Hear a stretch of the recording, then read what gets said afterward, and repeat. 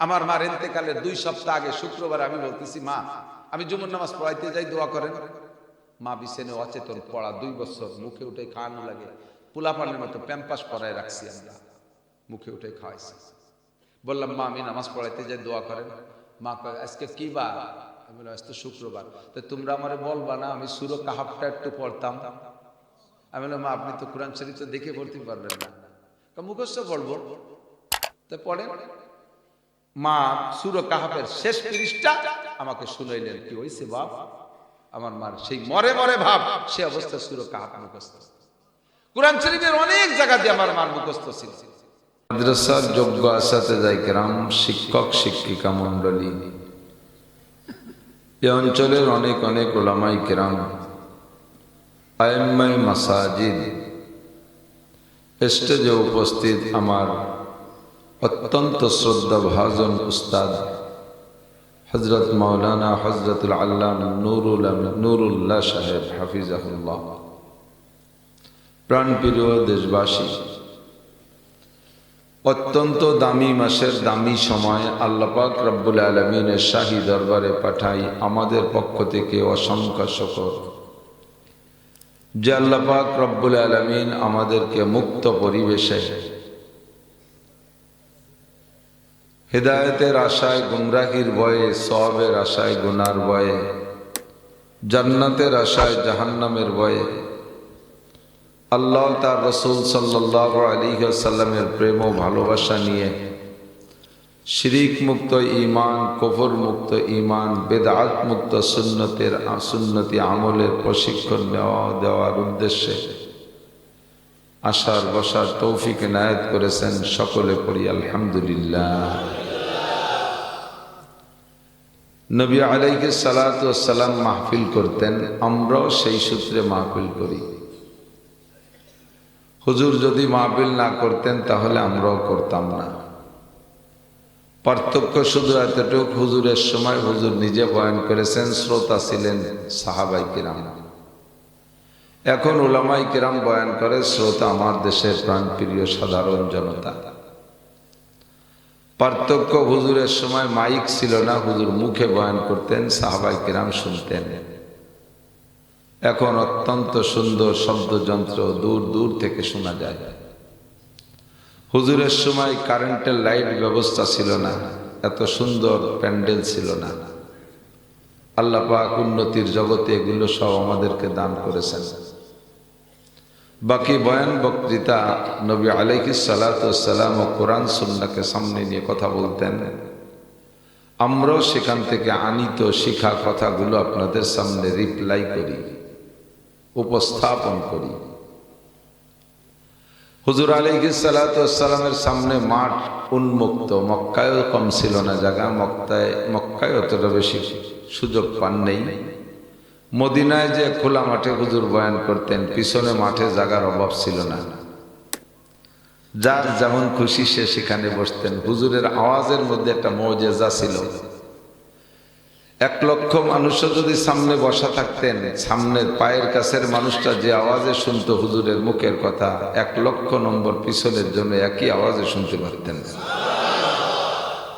আমাদের আওয়াজের মধ্যে মুজিজা কারামতি কিচ্ছু না থাকার কারণে আমাদের কারামতি বাড়াইতে হয় ভালো মাইক দিয়ে। বেশ কম এখানেও আকাশ পাতাল। হুজুরের বয়ান আর আমাদের বয়ানের মধ্যে আরেকটা পার্থক্য, হুজুর যখন বসতেন সাহাবায়ে কেরাম চুম্বকের মতো শুধু সামনের দিকে আগাইতেন। একটা খোলা পরিষ্কার টেবিলের মাঝখানে 1000 পাওয়ারের চুম্বক রেখে টেবিলের উপরে সব জায়গা ছোট ছোট টুকরা লোহা ছড়াই রাখলে লোহাগুলো জায়গায় থাকতে পারে না, চুম্বকের দিকে আগায়, আগাইতে আগাইতে সব মিশে যায়।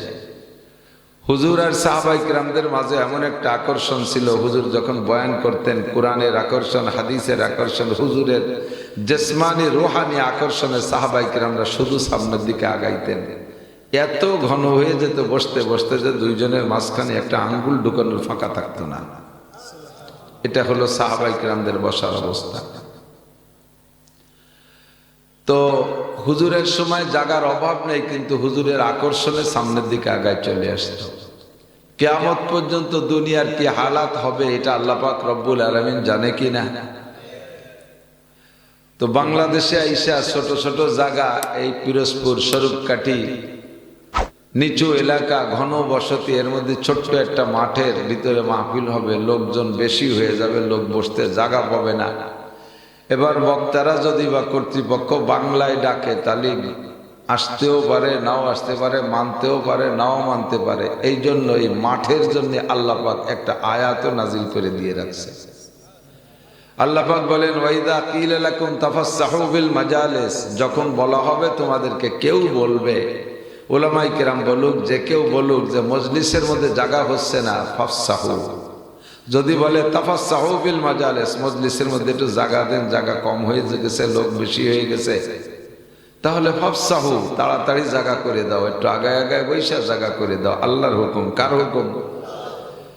তো আপনি হয়তো জিজ্ঞেস করতে পারেন যে আল্লাহ, আমি তো সেই সন্ধ্যার সময় থেকে সেটা ভালো জায়গা দখল করে বসে শীতকালে দিন মোটামুটি পাশাজে একটু গরম টরম করে ফেলাইছি, ওয়ার সময় একজন আসবে আর আমার গরম জায়গা, ভালো জায়গা ছাড়িয়ে দিয়ে তারে আমি খারাপ জায়গায় চলে যাবো, আমি এইটা তুমি আমার কি দিবা কও, যদি আমার পছন্দ হয় তাহলে আমার জায়গা ছাড়বো, নাহলে ছাড়বো না।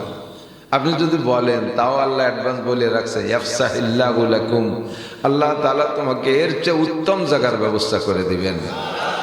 এর চেয়ে উত্তম জায়গা দুনিয়ার কোনো জায়গা আমার কাছে উত্তম মনে হয় না, এক মক্কা মদিনা ছাড়া। তো এর চেয়ে উত্তম জায়গা আমাদের জন্য জান্নাতের জায়গা। কথা বলেন। তাফসীরের ভিতরে এভাবেই লেখে যে, যে ব্যক্তি আর একজনকে মজলিসের মধ্যে জায়গা করে দেয়, আল্লাহ তাআলা তাকে জান্নাতের মধ্যে জায়গা করে দিবেন। অবশ্যই স্বরূপকাঠির জায়গা আর জান্নাতের জায়গা এক দামে বিক্রি হবে। কথা কয় না? স্বরূপকাঠির জায়গা আর জান্নাতের জায়গা কি এক দরে বিক্রি হবে? শতকে 100 টাকা বেশি হবে না জান্নাতের জায়গা? সারা দুনিয়াকে কয়েকবার বিক্রি করলেও জান্নাতের 1 ইঞ্চি জায়গার সমান দাম হবে না।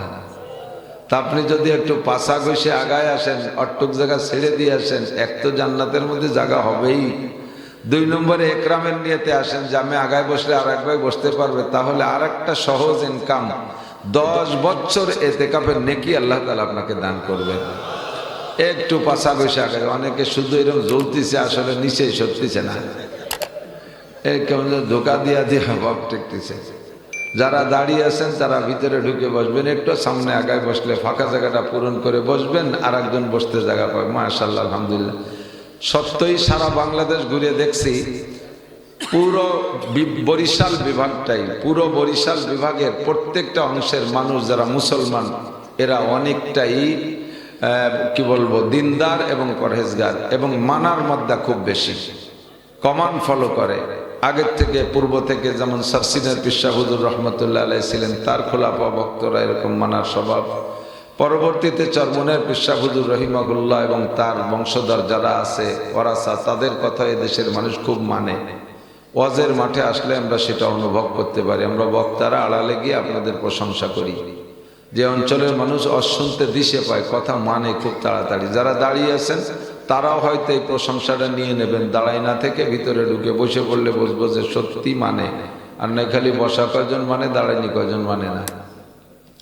হুজুর আলাইহিস সালাতু ওয়াস সালাম মসজিদে বয়ান করতেছেন, বয়ানের ভিতরে কেউ দাঁড়ানো কেউ বসা। তো এই আপ ডাউন ভাব, কেউ ডাউন কেউ আপ, কেউ দাঁড়ানো কেউ বসা, এই আপ ডাউন দেখে হুজুরের মধ্যে একটু খারাপ লাগতেছে। হুজুর দাঁড়িয়ে থাকা সাহাবীদেরকে উদ্দেশ্য করে বলেন, ইজলিসু আলা মাকানিকুম, যে যেখানে আছো বসো, যে যেখানে আছো বসো। হুজুর বললেন, সাহাবায়ে কিরামদের স্বভাব কি? সামিনা ওয়া আতানা। বলেন একটু, সামিনা ওয়া আতানা, শুনবো আর মানবো, কোনো যুক্তির দরকার নাই। যুক্তিবাদীরা যুক্তি দিলি কথাটা যুক্তিসঙ্গত হইলে মানবো, নইলে মানবো না, এটা সাহাবায়ে কিরামদের স্বভাব ছিল না। তাদের স্বভাবই হলো শুনবো আর মানবো, সম্ভব অসম্ভব পরে, আগে মেনে ফেলি।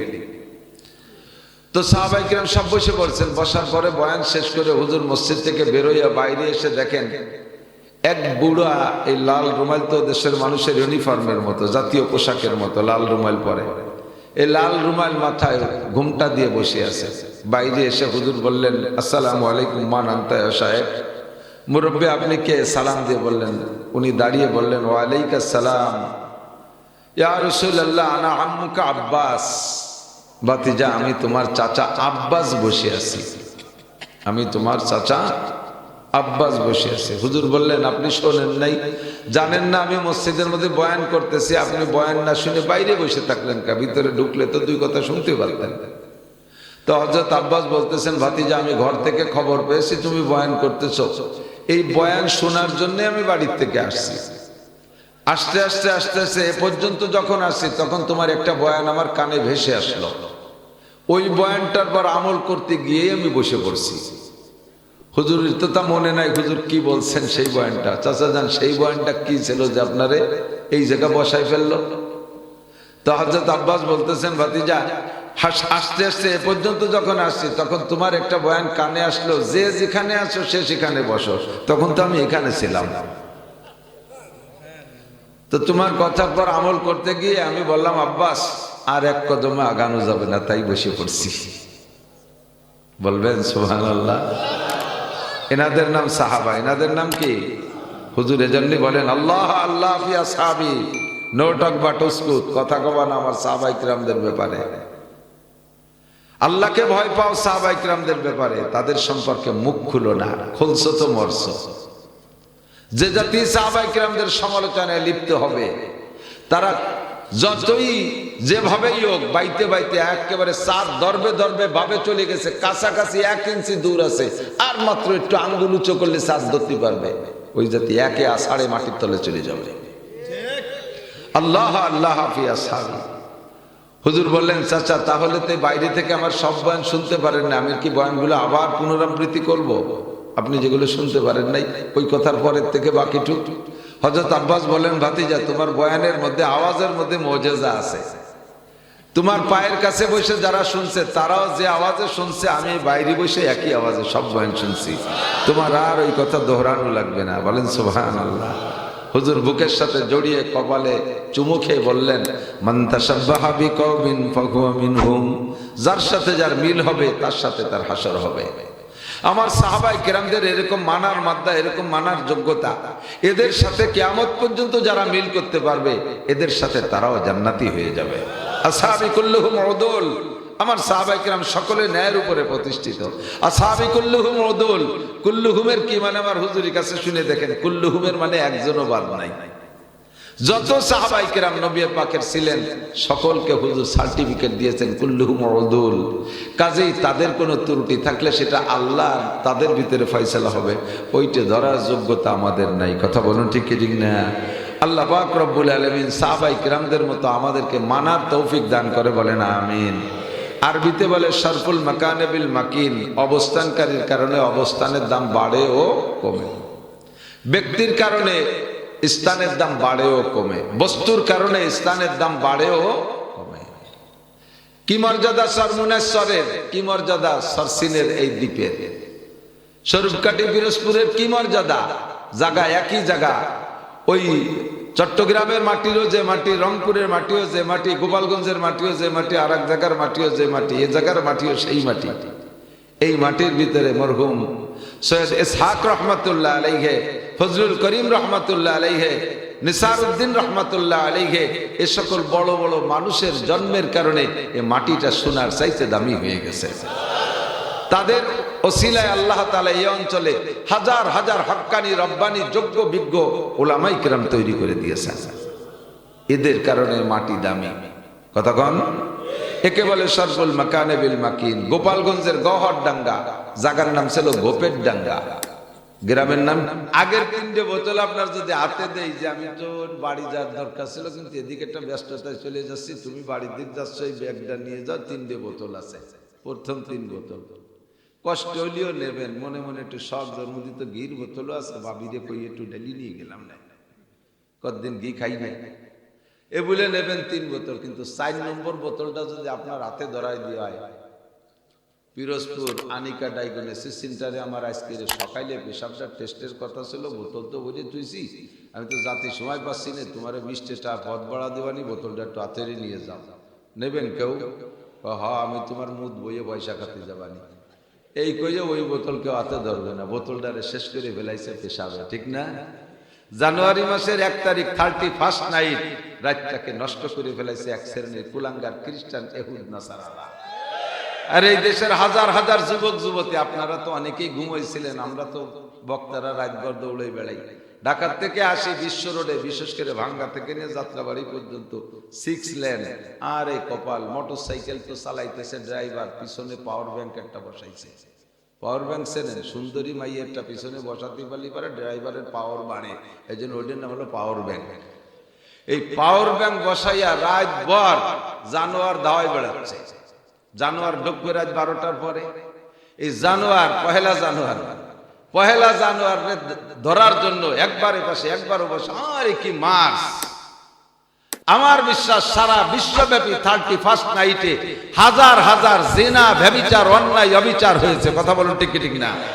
আল্লাহর দেয়া রাতটার ভিতরে এই পেশাব ঢুকাইয়া রাতটাকে নষ্ট করে বলেছে। বোতলের দাম 1 টাকাও না। আর এই জানুয়ারি মাসের সামনে কয়েকদিন পর আসতেছে, আর একদিন পর, আগামীকাল বৃহস্পতিবার নাকি, আগামীকাল দিবাগত রাত, রাতের নাম 26শে রজব, দিবাগত রাত 27শে রজবের রাত। রাতটা বিশ্বনবী মুহাম্মদুর রাসূলুল্লাহ সাল্লাল্লাহু আলাইহি ওয়াসাল্লামকে আল্লাহ পাক দুনিয়া থেকে আরশে আজিমের বিশ্ববিদ্যালয়ে নিয়ে ভর্তি করেছিলেন। একটু আগে মেয়েদের একটা হাদিসের সবক পড়াইতে যে কথাগুলো প্রাথমিকভাবে বলছি, সেখান থেকে আমার আজকে রজের মজমুনের মাথায় দিক চলে আসছে। হুজুর আলাইহিস সালাতু ওয়াস সালাম বলেন, উতিতু ইলমাল আউয়ালিন ওয়াল আখিরিন। আল্লাহ তাআলা আমাকে আগেও পিছের সমস্ত ইলম দান করেছেন। বলবেন না সুবহানাল্লাহ? আগে যত চলে গেছে সব ইলম হুজুর জানতেন, এখন পর্যন্ত যা আবিষ্কার হয়েছে সব হুজুর জানতেন, কিয়ামত পর্যন্ত যা কিছু আবিষ্কার হবে এবং সমস্ত শরীয়ত, মারিফাত, হাকিকত, তরিকাত সব ইলম আল্লাহ তাআলা নবীকে দান করেছেন। সাহাবায়ে কিরাম বললেন, হুজুর এত কিছু শিখলেন কিভাবে, মাধ্যম কি? হুজুর বললেন 5টা মাধ্যম। 1 নম্বর রুইয়া সালেহা, সত্য স্বপ্নের মাধ্যমে আল্লাহ পাক আমাকে জানাই দিয়েছেন। আম্বিয়া আলাইহিমুস সালামদের স্বপ্ন সত্য, বিশেষ করে আমাদের নবীর স্বপ্ন সম্পূর্ণ ওহী। নবী পাক যা স্বপ্নে দেখেছেন, স্বপ্নে দেখে যদি বলতেন এইটা ফরজ আমি পেয়েছি, বিশ্বাস করা ফরজ, আমল করা ফরজ। হুজুর যদি স্বপ্নে দেখে বলেন এইটা আমি স্বপ্নে পেয়েছি, ওয়াজিব, আমাদের বিশ্বাস করা ফরজ, আমল করা ওয়াজিব। হুজুর যদি স্বপ্নে দেখে বলতেন এইটা সুন্নাত আমি স্বপ্নে পেয়েছি, আমাদের বিশ্বাস করা ফরজ, আমল করা সুন্নাত। রুইয়া সালেহা, স্বপ্ন যোগে নবী পাক অনেক কিছু শিক্ষা অর্জন করেছেন। 1 নম্বর মিডিয়া। 2 নম্বর ইলহাম, নবী পাকের সিনার ভিতরে আল্লাহ পাক কোন মাধ্যম ছাড়া, জাগতিক কোন মাধ্যম ছাড়া ডাইরেক্ট সিনার মধ্যে ইলম ঢুকিয়ে দিয়েছেন। এমন ইলম বহুত আছে যেই ইলমের মাধ্যমে নবী পাক শিক্ষা অর্জন করেছেন, এর নাম হলো ইলহাম। 3 নম্বরে কাশ, সামনের পর বিষয়টা খুলে দিয়েছেন, নবী পাক চোখে দেখে দেখে বয়ান করেছেন। আসরের নামাজের পরে পাহাড়ের পদদেশে দেশে বৈশা হুজুর আলাইহিস সালাতু ওয়াস সালাম সাহাবায়ে কিরামদেরকে নিয়ে বসে বিভিন্ন বিষয়ে আলোচনা করতে করতে এর মধ্যে জান্নাত আর জাহান্নামের আলোচনা এসে গেছে। হুজুর যখন জান্নাতের আলোচনা করতেছিলেন তখন মাঝে মাঝে সামনে হাত বাড়ায়, যখন জান্নাতের গাছের বর্ণনা দিচ্ছেন যে জান্নাতের গাছের গোড়া হবে উপর দিক, মাথা হবে নিচের দিক, আর হাজারো রকমের ফলে ফুলে গাছটা ভরা থাকবে। যখন এই বয়ান করতেছেন মাঝে মাঝে গাছের থেকে ফল তুলতে হাতের যে টেনশন, এইভাবে হাত বাড়াচ্ছেন, এমন করে ধরার চেষ্টা করতেছেন, খালি হাতে ফিরে আসেন। সাহাবায়ে কিরাম জিজ্ঞেস করলেন, ওগো নবী, বয়ানের সময় যেন কি ধরার জন্য হাত বাড়াচ্ছিলেন, আবার খালি হাতে ফিরে আসলেন, ঘটনা কি? হুজুর বলেন, আমি যখন জান্নাতের গাছের বর্ণনা দিচ্ছিলাম, ফল পাকড়ার আলোচনা করতেছিলাম, আল্লাহ পাক রব্বুল আলামিন জান্নাতের একটা গাছ, জান্নাতের হাজার হাজার ফলদার গাছ আমার হাতের নাগালে এনে দিয়েছিলেন। মনে করলাম একটা ফল তোমাদের জন্য তুলে রাখি, তোমাদেরকে খাওয়াবো, এজন্য হাত বাড়াইছিলাম। যখনই ধরার জন্য হাত বাড়াই, জিব্রাইল টান দিয়ে সরাই নিয়ে যায়, বলে হুজুর দুনিয়ায় ফল ছিঁড়ে খাওয়ানো যাবে না, শুধু আপনাকে বয়ানের সুবিধার্থে বাস্তব সামনে তুলে ধরা হয়েছে, আপনি দেখে দেখে উম্মতকে বলেন। যখন হুরের আলোচনা করতেছিলেন, একজন মহিলার হাত ধরার জন্য হাতটাকে যেমন বাড়াইতে হয়, যখন হুরের বয়ান করতেছিলেন, হুজুর কেমন যেন মানুষের হাত ধরার জন্য হাত বাড়াচ্ছেন, অথচ খালি হাতে ফিরে আসলেন। সাহাবায়ে কিরাম বলেন, হুজুর মনে হয় যেন কার হাত ধরতে গেলেন, কি যেন ধরতে গেলেন, আবার খালি হাতে ফিরে আসলেন। হুজুর বললেন, আমি যখন হুরদের বয়ান করতেছিলাম, আমার হাতের নাগালে হুর আর গেলমান চলে আসছিল, ভাবলাম যে একটা হুর ধরে রাখি, তোমাদেরকে দেখাইতে পারবো। যখনই হাত বাড়ায় জিব্রাইল টান দিয়ে নিয়ে যায়।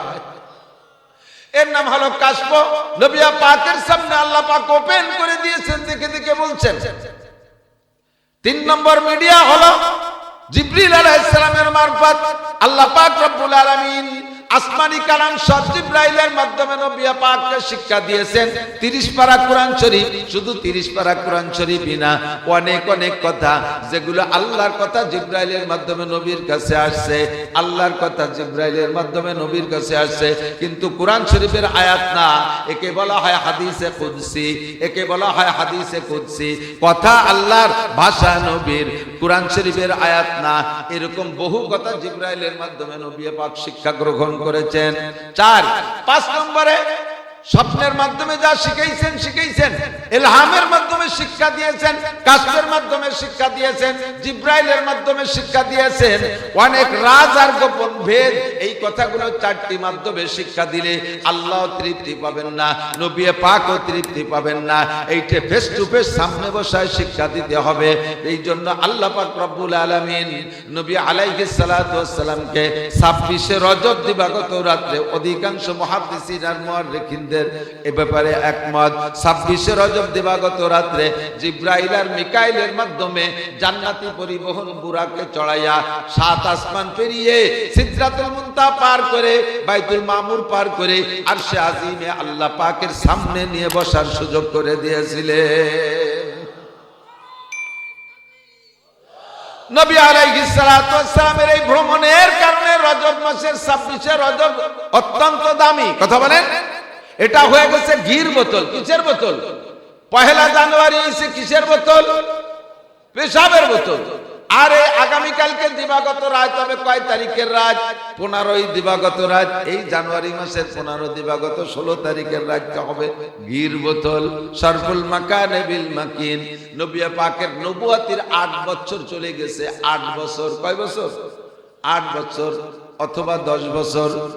এই টাইমে একদিন আল্লাহ পাক জিজ্ঞেস করছে, দোস্ত দাওয়াতের কাজ কত দূর করেছেন? কয় আল্লাহ যতদূর সম্ভব গিয়েছি। জিজ্ঞেস করলেন তায়েব গিয়েছিলে? কয় না তায়েব যাই নাই। কবে যাবেন? বলেন কবে যাব? কয় আগামী কালই যাবেন। ঠিক আছে যাব। একা যাব না কেউকে নিয়ে যাব? কয় সফরে একা যাওয়া ঠিক না, কমপক্ষে একজন সফর সঙ্গী রাখা নবীদের সুন্নাত। মুসা আলাইহিস সালাতু ওয়াস সালাম খিজির আলাইহিস সালামের সাথে সাক্ষাতের জন্য মাজমাল বাহরাইন, 2 সাগরের মিলন স্থানে যে সফরে গিয়েছিলেন, সঙ্গে শিক্ষা সফরে নিয়েছিলেন ইউসা ইবনে নূন আলাইহিস সালাতু ওয়াস সালামকে। আপনিও সফর সঙ্গী একজন নিয়ে যান। নবী আলাইহিস সালাম সাহাবায়ে কিরামদের ভিতরে একজন সাহাবাকে সাদ ইবনে আবি ওয়াক্কাস রাদিয়াল্লাহু তাআলা আনহুকে নির্ধারণ করলেন, ও সাদ রেডি হও, আগামীকাল আমার সাথে একটু তায়েফ যেতে হবে। তায়েফ আমার মামা বাড়ি। তায়েফ হুজুরের মামা বাড়ি এলাকায়। মামা বাড়ি এলাকায় ভাগ্যেদের একটু আদর আল্লাহ বেশি থাকে। কতক্ষণ আমাদের এলাকায় বলে মামবাড়ির আবদার। মামবাড়ির আবদার একটা আলাদা আবদার। এই আবদারে বেশি লোক সাথে না নিয়া মাত্র সাদ ইবনে আবি ওয়াক্কাসকে নিয়ে গিয়েছেন হুজুর। সাদের মাধ্যমে যায়া পুরো তায়েফবাসীকে হুজুর দাওয়াত দিয়েছেন। গিয়েছিলেন যেই রাস্তা দিয়া, হাজী সাহেবরা সেই রাস্তা দিয়ে তায়েফে যদি যেয়ে থাকেন, একটা জায়গার নাম আছে রিং রোড। ওই রাস্তাটার নাম বলে রিং রোড। 60 কিলোমিটার একটা পাহাড়ের গায়ে এমন করে গাড়ি ঘুরতে ঘুরতে ঘুরতে ঘুরতে উপরে যায়, আবার সেখান থেকে বিকল্প রাস্তা দিয়ে ঘুরতে ঘুরতে নামে। আসার সময় ওইরকম ঘুরতে ঘুরতে আসে, যার সময় ঘুরতে ঘুরতে যায়। মাথা পর্যন্ত উঠতে 60 কিলোমিটার। যে জায়গা মেঘের ছোঁয়া পায়, ঘুরতে ঘুরতে 60 কিলোমিটার মেঘের ছোঁয়া পায়। ওই রাস্তাটা অতিক্রম করে ওই পাহাড়ের গা গেছে, পাহাড়ের গায়ের উপর দিয়ে নবী পাক তায়েফ গিয়েছিলেন। চিহ্ন দিয়ে আছে, পাহাড়ের এই বরাবর নবী পাক হেঁটে গিয়েছিলেন।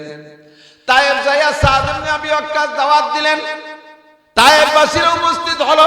ছোট্ট একটা টিলার নিচে একটা মাঠ বানাইয়া নবী পাক ওই টিলার গায়ে একটা সাদা পাথরের উপরে বসলেন। সেই পাথরটা আজও পর্যন্ত সেখানে আছে, মেম্বারের মতো হুজুর সেখানে বসলেন। তায়েফবাসীরা নিচে তায়েফবাসীদেরকে ডেকে বলল, ইয়া আইয়ুহান নাস কুলু লা ইলাহা ইল্লাল্লাহ। আপনারা কি আমার সাথে একবার পড়বেন লা ইলাহা ইল্লাল্লাহ মুহাম্মাদুর রাসূলুল্লাহ তামলা মা বাইনাস সামাই ওয়াল আরদ। ফাঁকে একটু বলে যাই দোস্ত, যখনই বয়ান বক্তৃতার মধ্যে জিকিরের পালা আসবে, লা ইলাহা করে টান দিলে আপনি লা ইলাহা ইল্লাল্লাহ করে বলে একটা কলেমা পড়ে ফেলবেন। যখনই মুমিন লা ইলাহা ইল্লাল্লাহ পড়ে, আল্লাহ পাক রব্বুল আলামিন লা ইলাহা ইল্লার বদৌলতে এত বিশাল খুশি হয়ে যান, ওই ব্যক্তিকে এত নেকি দান করেন, আসমান জমিনের মাঝখানের ফাঁকা জায়গা ভরপুর হইয়া যায়। তবে আমার বক্তাদেরকে বলবো, উলামায়ে কিরামরা খেয়াল রাখেন, ওই ছাত্র যারা স্টুডেন্ট আছে, আজকে তোমরা ছাত্র একদিন বক্তা হয়ে যাবা, আমরা চলে যাব, তোমরা আসবা। আমাদের আগের মুরব্বীরা চলে গেছে, আমরা বসছি, আমরাও থাকবো না, তোমরা আসবা। এই বয়ানের ইদানিং স্টাইল হয়ে গেছে, বক্তারা বয়ানের মধ্যে জিকির করে, শুধু লা ইলাহা কয়, ইল্লাল্লাহ বক্তা খুব কমই কয়, জিকিরটা ভাগ করে ফেলাইছে। অর্ধেক শ্রোতাকে জন্য আর অর্ধেক বক্তা কয় লা ইলাহা লা ইলাহা লা ইলাহা, শ্রোতারা খালি ইল্লাল্লাহ কয়, এবার একটু কয় না। ভালো করে মনে রাখবেন যারা বয়ান করেন, আপনি বলছেন লা ইলাহা, শ্রোতারা কইছে ইল্লাল্লাহ, ইল্লাল্লাহ হইলে কিছুটা হলিও হইছে, কলেমার আসল অংশ হলো ইল্লাল্লাহ। লা ইলাহা মানে কোন ইলাহ নাই, বক্তা বলছে কোন ইলাহ নাই, তার মানে কোন ইলাহ নাই মানে আল্লাহ নাই। যখন বলবে ইল্লাল্লাহ তখন সব ইলাহ বাদ যাবে, থাকবে শুধু আল্লাহ। এবার বক্তা যদি বারবার কয় লা ইলাহা লা ইলাহা লা ইলাহা, একবারও বক্তা ইল্লাল্লাহ কয় না। বক্তা যদি ইল্লাল্লাহ বলার সুযোগ না পায় আর লা ইলাহা বলে অন্য বয়ানের দিকে চলে গেছে, আর কখনো যদি ইল্লাল্লাহ ইচ্ছা করে না বলে থাকে, আর এর ফাঁকে যদি বক্তার মরণ হয়ে যায়, খোদার কসম বিনা হিসাবে জাহান্নামী। বক্তা আল্লাহকে অস্বীকার করছে, লা ইলাহা মানে কোনো ইলাহ নাই, ইল্লাল্লাহ বলতে হবে। বলবে তো আগে কলেমা পড়া আছে, আগে যতই পড়েন না কেন, তাহলে যদি আগের পড়াই যদি যথেষ্ট হইতো, তাহলে নবী পাক বলতেন না মান কানা আখিরু কালামিহি লা ইলাহা ইল্লাল্লাহ, মান কানা আখিরু কালামিহি লা ইলাহা ইল্লাল্লাহ ফাদাখালাল জান্নাহ, যার জীবনের শেষ কলেমা হবে লা ইলাহা ইল্লাল্লাহ, ওই লোকটা জান্নাতি। কিন্তু আপনার আখেরি কলেমা হয়েছে লা ইলাহা, তার মানে কোনো ইলাহ নাই, তার মানে কোনো আল্লাহ নাই, আল্লাহও নাই। ইল্লাল্লাহ বলার আগে আপনার মরণ হয়ে গেছে। আপনার জন্য কপাল পোড়ার জন্য যথেষ্ট। সাবধান থাকবেন, জিকির করার সময় পূর্ণ জিকির করবেন, লা ইলাহা ইল্লাল্লাহ মুহাম্মাদুর রাসূলুল্লাহ। পড়নে ওয়ালার জন্য তামলাউ মা বাইনাস সামাই ওয়াল আরদ। হে তায়েফবাসী, তোমরা 33 কোটি দেবদেবীর পূজা পাঠ করো, যাদের পূজা করো তাদের অবস্থা কেমন? আল্লাহ পাক বলেন ইন্নাল্লাযীনা তাদউনা মিন দুনিল্লাহ লা ইয়াখলুকু যুবাবা ওয়ালা ইসতামাউ লাহ। হে দুনিয়ার কাফেররা, তোমরা যাদের পূজা পাঠ করো, ইন্নাল্লাযীনা তাদউনা মিন দুনিল্লাহ, আল্লাহ বাদে যাদের কাছে প্রার্থনা করো, তাদের যোগ্যতা কি? আমাদের তাদের যোগ্যতা কি? লা ইয়াখলুকু যুবাবান, ওরা একটা মাছিও বানাইতে পারে না। ওয়া লা ইয়াখলুকু যুবাবা ওয়ালা ইসতামাউ লাহ। সারা দুনিয়ার দেবদেবীকে একটা ইন্ডাস্ট্রির মধ্যে ঢুকাই দেব, আর বলবো যে তোমরা সব দেবদেবী মিলে একটা মাছি বানাও। জোরে বলেন পারবে? আবার বলেন পারবে? শুধু পারবে না তা না, আল্লাহর সাথে কয় ওয়া ইয়াসলুবুহুমুজ যুবাবু শাইআন লা ইস্তানকিদুহু মিনহু দুউফাত তালিব ওয়াল মাতলুব। বরঞ্চ মাছিতে যদি তার নাক মুখ খুলিও নিয়ে যায়, তার সামনে যে খাবার দেয়া আছে, খাবারগুলো মাছিতে খেয়ে ফেলে, তবুও কোনো দেবদেবী ওই মাছি তাড়ানোর ক্ষমতা রাখে? জোরে বলেন রাখে? বহুত জায়গা দেখেছি, গাছতলা বাসতলা বিভিন্ন জায়গা পিছন দিয়ে বাঁশ ভরে দিয়ে দাঁড় করে তুই দিয়েছে, আছে না? কত বড় অসহায় কুত্তই যাইয়ে ঠ্যাং সরে নাক মুখ ভরে স্প্রে করে দেয়, আগাগুলা ভিজে যায়, কোনোদিন কুত্তটাও তাড়াতে পারে না। পারে পারে পারে। আল্লাহ কয় যাওয়াত তালিব ওয়াল মাতলুব, যারা চাও তারাও দুর্বল, যার কাছে যাও সেও তার চাইতে দুর্বল। দুর্বল, হে কাফেরবাসী তায়েফবাসী, এমন অথর্ব দুর্বলের কাছে প্রার্থনা করে লাভ নাই, তাদের ইবাদত করে লাভ নাই। কুলু লা ইলাহা ইল্লাল্লাহ, সবাই পড়ো লা ইলাহা ইল্লাল্লাহ। তায়েফবাসী কয়, বাবা মুহাম্মদ, ভাগ্নে হিসেবে ছিলে, সম্মানে ছিলে, আদরে আসতে যাইতে খাইতে পড়তে কোনো মামির বাড়ির ভাত তোমার জন্য নিষেধ ছিল না। এই আজে বাজে কথাকে পরিবেশ নষ্ট করো না, সম্মানের ভাগ্নে সম্মানে চলে যাও। নবী পাক তো আজকে সম্মান আনতে যান নাই, গেছে আল্লাহর পক্ষ থেকে। কথা বলুন ঠিক না? বারবার বলার পরে যখন তারা কথা খাইছে না, আবার তারা নিষেধ করার পরে হুজুরও বয়ান বন্ধ করতেছেন না। এবার তাদের লিডার যারা ছিল নেতৃস্থানীয় পাঙ্কু যুবক পোলাপান, পাঙ্কু যুবক, পাঙ্কু চেনেন তো? 16, 18, 20, 22 বছর একে বলা হয় পাঙ্কু। যেমন বাংলাদেশের পাঙ্কু সেলিম আছে একটা, পাঙ্কু সেলিম চেনেন? হিজবুত তাওহীদের লিডারের নাম পাঙ্কু সেলিম, চেনেন? হিজবুত তাওহীদ নিউ ইসলামের মালিক। এই পাঙ্কু সেলিম ক্লাসের এক দলরে লাগাই দিছে, মুহাম্মদ রে তাড়িয়ে দাও, পিটাইয়া। শুরু হয়ে গেল পাথর আঘাত, মারতে মারতে নবী পাকের গা একেবারে ক্ষত বিক্ষত, সারাটা রক্তাক্ত হয়ে গেছে। রহমাতে আলম নবীর গায়ে যে রক্ত বের হয়, আর সে আজিমের মালিক তাকায় তাকায় দেখে। কেন এভাবে মার খাইলেন? কয় যে জিনিস যত দামি, সে জিনিসের পরীক্ষা নিরীক্ষা যাচাই বাছাই তত বেশি। কতক্ষণ? আপনাদের এদিক কেউ যদি স্বর্ণ বেচতে যান, এত বড় 2 খেন কানের দুল স্বর্ণকারের কাছে বেচতে গেছেন, নীলি কিন্তু উনি ওই 2 খেনের পাল্লায় মাইপে কিনে নেবে না। কয় চাচা বসেন, যদি এই অবস্থায় বেচেন তাহলে 1,80,000 টাকা ভরি, আর যদি আমার কায়দায় নিতে দেন তাহলে 2,26,000 টাকা ভরি। কয় ঠিক আছে। তারপর হিসেব করে দেয় যে ওই স্বর্ণকারের কায়দায় বেচলে লাভ একটু বেশি। তা ঠিক আছে বাবা, তোমার কায়দায় নাও। কয় তাহলে বসেন। এবার পুড়াইছে, পুড়াইয়ে পানি বানাই ফেলাইছে। যখন জমছে পিঠে পুড়ায়, পিঠে গালায়, পুড়ায় পিঠে গালায়, এভাবে 10 পুড়া দিতে দিতে এত বড় 2 খেন কানের দুল দুটো বুতামের মতো হয়ে গেছে। স্বর্ণকার কয় বাবা আর পুড়াইছে, তাহলে ভিড়ে পুড়া দিলে থাকবে না একটু। কয় কাকা, এর ভরি 2,60,000, 26,000 টাকা, এক তিল পরিমাণ খাই থাকতে আমি কিনবো না, আর একটা পোড়া। কতক্ষণ? বাঙ্গাড়ি কেনাবে চয়নি কেদিক, বাঙ্গাড়ি পুরন লোহা, ভাঙ্গা সাইকেল, ভাঙ্গা ভ্যান, পুরন টিন, এগুলো আছে না? এগুলো যারা কিনে আনে তাদের কাছে তো আপনারা বেচেন, পালাই মাইপে দেন। ওকে ওইভাবে পুড়াইয়া পিটাইয়া, পুড়াইয়া পিটাইয়া এইভাবে সুন্দর করে কেনাবে চয়। ও দাড়িওয়ালা আমার বাড়িতে সেদিন 300 পিস টিন বেচছে, বাড়ি বাউন্ডারি বেড়া ছিল তো, একখান মাইপে কয় হুজুর এই হিসেবে গুনিয়ে নিয়ে যাই। পরে যাইয়া লাস্টে 5-7 খান থাকতে কয় হুজুর আপনার তো পয়সার অভাব নাই, ইয়ার মাপবো কি, কয় নিমনি নিয়ে যাই। 16 টাকা কেজি, 16 টাকা কেজি বাঙ্গাড়ি লোহা। এই জন্য লাস্টে যাইয়া 2-5 খান এমনি দিয়ে দেই, আর মাপার সময় ওর মধ্যে 5-7 কেজি মাটিও চলে গেছে। ঠিক না?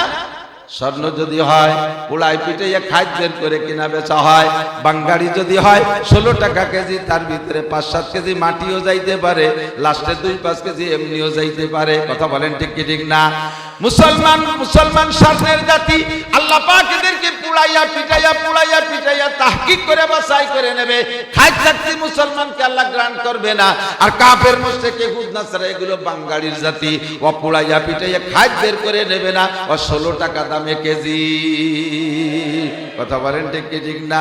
বিশ্ব নবীর মধ্যে সুল পরিমাণ খাই থাকতে আল্লাহ গ্রহণ করবে না। এই জন্য খাই বের করার জন্য নবীকে ট্রাই করে, নইলে নবীর গায়ে একটা পাথরও লাগতে দেবে না। লাউলাহু মা খালাকাল আফলাকা খালিকুহা লাউলাহু মা খারাজাল ইনসানু মিন আদামি। যেই নবীকে না বানাইলে আল্লাহ সৃষ্টি কায়নাতের অনেক কিছু বানাইতেন না। সেই নবীর গায়ে আঘাত লাগবে, আল্লাহ কি করে সহ্য করবেন? শুধু আল্লাহ ট্রাই করে দেখি বন্ধুর মধ্যে ধৈর্য কি পরিমাণ। মাইর খাইতে খাইতে হুজুর আহত হইয়া পাহাড়ের গায়ে কাঁদতে শুয়ে পড়ছে। আল্লাহ এই 2টা চোখ দিয়ে দেখার সুযোগ দিয়েছেন। যেই পাহাড়ের গায়ে হুজুর কাত হয়ে হেলান দিয়ে শুয়ে পড়ছিলেন, ওই পাহাড়ের গায়ে খুদার কুদরতি কায়দায় সাদা রং দিয়া মুহাম্মদ শব্দ লেখা হইয়া আছে। ফেরেশতারা এসে কয় হুজুর অনুমতি দেন, সাফ করে দিয়ে গোষ্ঠীরে। আজরাইল কয় হুজুর দুনিয়ার বহুত বড় বড় মুস্তান মারছে, আমার 4 পয়সাও খরচ হয়নি, একটা গুলি আমার করা লাগে নাই। বিশ্ব চ্যাম্পিয়ন, আন্তর্জাতিক খ্যাতি সম্পন্ন মুস্তান হযরত আদম সফুরা, সফুরার ছেলের নাম উজ, এই উজের বাপের নাম অনক, যাকে বলা হয় উজ ইবনে অনক। আপনারা শুনেছেন উসপহলান, শুনছেন না নাম? এতটুকু শুনছেন যে নীল দরিয়ায় তার হাঁটু পানি হইতো। আর নীল দরিয়ায় যদি পানি হয় 2 হাতে, হাঁটু পানি হলে তো মানুষটা মেলা লম্বা হয় না। ওভাবে মানুষ মাপা যায় না, মানুষ কত বড়। খুলাসাতুল আম্বিয়ার ভিতরে লিখছে এই উসপহলান লম্বা ছিল 3.5 কিলোমিটার। 3.5 কিলোমিটার, 3600 গজ। 3.5 কিলোমিটার যে লোকটা লম্বা হয় 1 কিলোমিটার চওড়া হয়। আপনি 3.5 হাত লম্বা, 1 হাত চওড়া। 3.5 কিলোমিটার যে মানুষটা লম্বা, 1 কিলোমিটার লোকটা হয় চওড়া। এই 3.5 কিলোমিটারের উসপহলান যদি আপনাকে এই গ্রামে ঢুকতো, সারা গ্রাম ধরে সুতি দেওয়ার জায়গা হতো না। কথা কন? ও যদি এক অর্থ পায়খানা করে দিত, আমরা এই কদিন তলে বুড়ি মরি যেতাম। ও ভালো পেট ভরিয়ে পানি খেয়ে যদি পেশাব করে দিত, আমরা বাইচে চলে যেতাম বাড়িতে। এত বড় উসপহলান মারতে আমার পয়সা লাগে নাই। আর জালুত আর তলুতের কিসসার ভিতরে সরাসরি কুরআন শরীফের মধ্যে আসছে। তাফসীরে মারিফুল কুরআনের ভিতরে মুফতি শফি সাহেব রাহমাতুল্লাহ আলাইহি লেখেন, জালুত লম্বা ছিল 1 মাইল 1760 গজ। এইটা হলো সেকেন্ড মস্তান। আর 1 নম্বর মস্তান উসপহলান। আজরাইল কয় নবী, এই উজ আর জালুতকে মারতে আমার গুলিগুল্লা ব্যবহার করা লাগে নাই, আমার একটা পয়সা খরচ হয় নাই। আপনি শুধু অর্ডার দেন, তায়েফের 2 পাশের পাহাড় চাপা দিয়ে সবগুলোকে ধ্বংস করে দেব। হুজুর কয় তোমরা যদি এদেরকে মেরে দাও, নবুয়তি করব কাদের মধ্যে? আমি তো এদের মধ্যেই নবুয়তি করব। আমি তাদেরকে ক্ষমা করে দিছি, তোমরা তাদেরকে মেরো না। এমন সুযোগ পাইয়া অ্যাকশনের প্রতিরোধ কি বলা হয়, প্রতিশোধ নেওয়ার জন্য এমন সুযোগ পাইয়া কে না নেয়?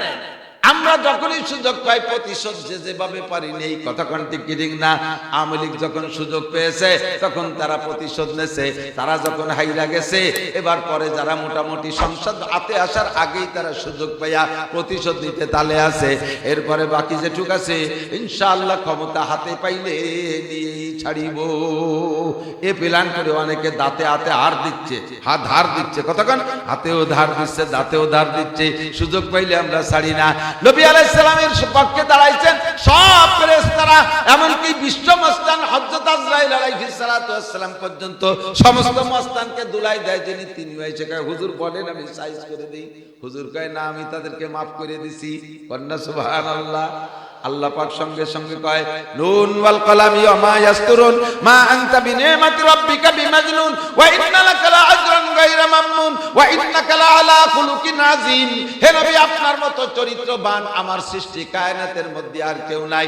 এত বড় সুযোগ পেয়ে আপনি সুযোগে সৎ ব্যবহার করলেন না, আপনি তাদেরকে ক্ষমা করে দিলেন।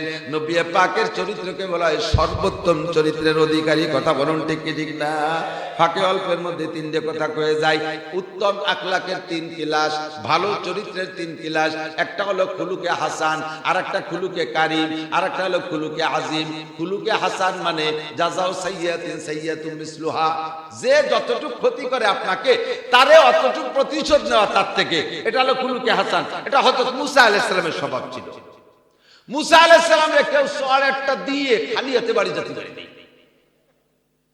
উলি গেলে খালি হাতে যাত্রী দেন। এমনকি একদিন আজরাইল মানুষের রূপ ধারণ করে, হুজুর জানে গাড়ি করে বেড়াতে, সামনের বার আইসা বলতেছে জিতু কালিয়ান আখুদা রুহা, মুসা আমি তোমার জান নিতে আসছি।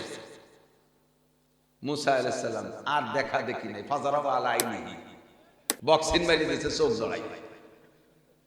আজরাইলের একটা চোখ নষ্টই হয়ে গেছে এক ঘুষিতে, চোখটা সেদিন উপরে চলে গেছে। আল্লাহ কা ফামা বালুকা ইয়া মালাকাল মউত, ও আজরাইল তোমার কি অবস্থা, চোখের কি অবস্থা? রব্বি জালামানি মুসা, আল্লাহ আমারে মুসা ঘুষি দিয়েছে। আমার সালতা লিমা জরাবাকা জিজ্ঞেস করে নাই কেন ঘুষি দিল?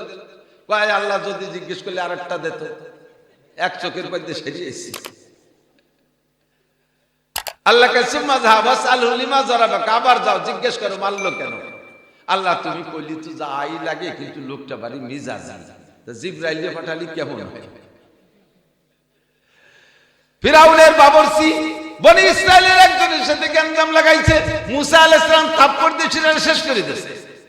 মুসা নবীর স্বভাব ছিল জাযাউ সাইয়্যাতিন সাইয়্যাতুম মিসলুহা, যে যতটুক করে তারে ততটুক, যে যতটুক ক্ষতি করে তারে সেই কায়দায় ততটুক ক্ষতি করা। এদিকে আসেন আইসে গেছে যেটুক হয়ে যায়, সব দিন সব কথা মনে থাকে না।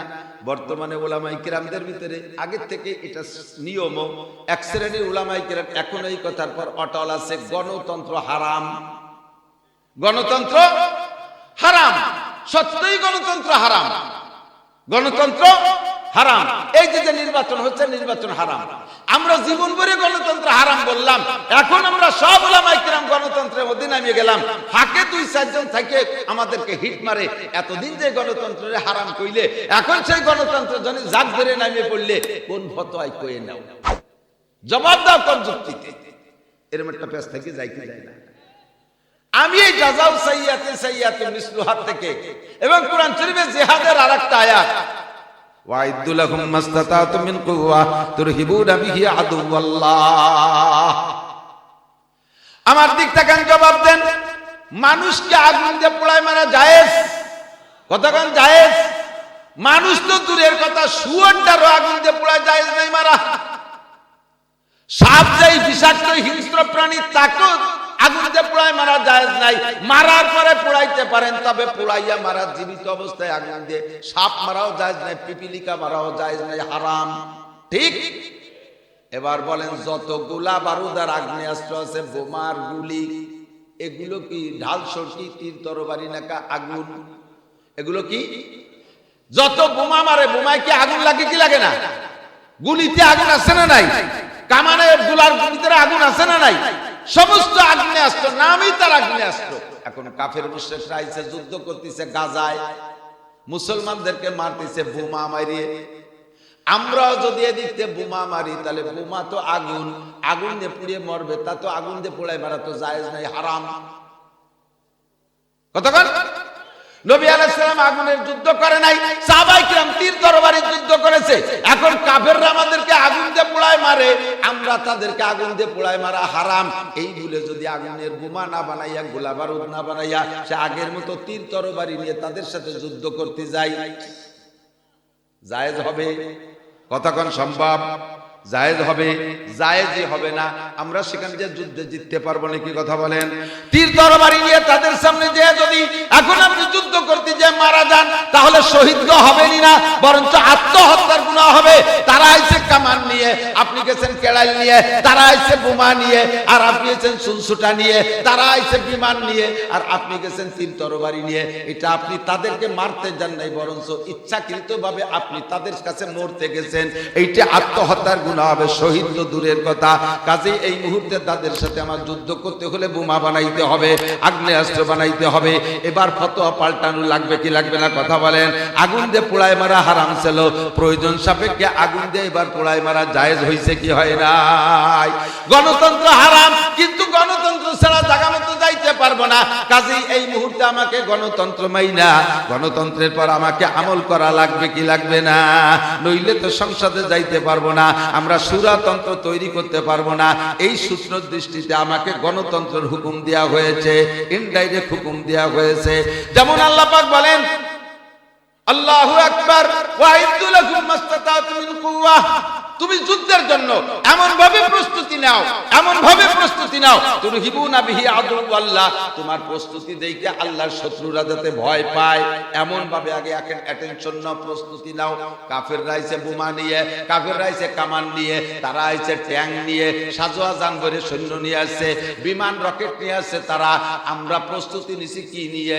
একাটি ঝাঁটা আর একখান স্যান্ডেল। একাটি জাটার একখান স্যান্ডেল নিয়ে গেছে জিহাদ করতে। এই জায়গা যদি তাদের গুলিতে মারা যায়, তাহলে এই লোকগুলো শহীদ হবে না, এরা আত্মহত্যার গুনায় জাহান্নামে যাইতে পারে। কারণ তাদের সাথে যেভাবে যুদ্ধ করার জন্য আল্লাহ অর্ডার করেছে, তুমি সেইভাবে প্রস্তুতি নাও নাই। জাযাউ সাইয়্যাতিন সাইয়্যাতুম মিসলুহা। মুসা আলাইহিস সালাতু ওয়াস সালামের স্বভাব ছিল এরকম, এজন্য উনার আখলাককে বলা হয় খুলুকে হাসান। ঈসা আলাইহিস সালামের স্বভাব ছিল খুলুকে কারীম। উনাকে যদি কেউ একটা থাপ্পড় দিত, প্রতিশোধ নেওয়ার ক্ষমতা থাকতো, উনি নিতেন না। ক্ষমা করে দিয়ে চলে আসতেন। এজন্যই বলা হয় খুলুকে কারিম।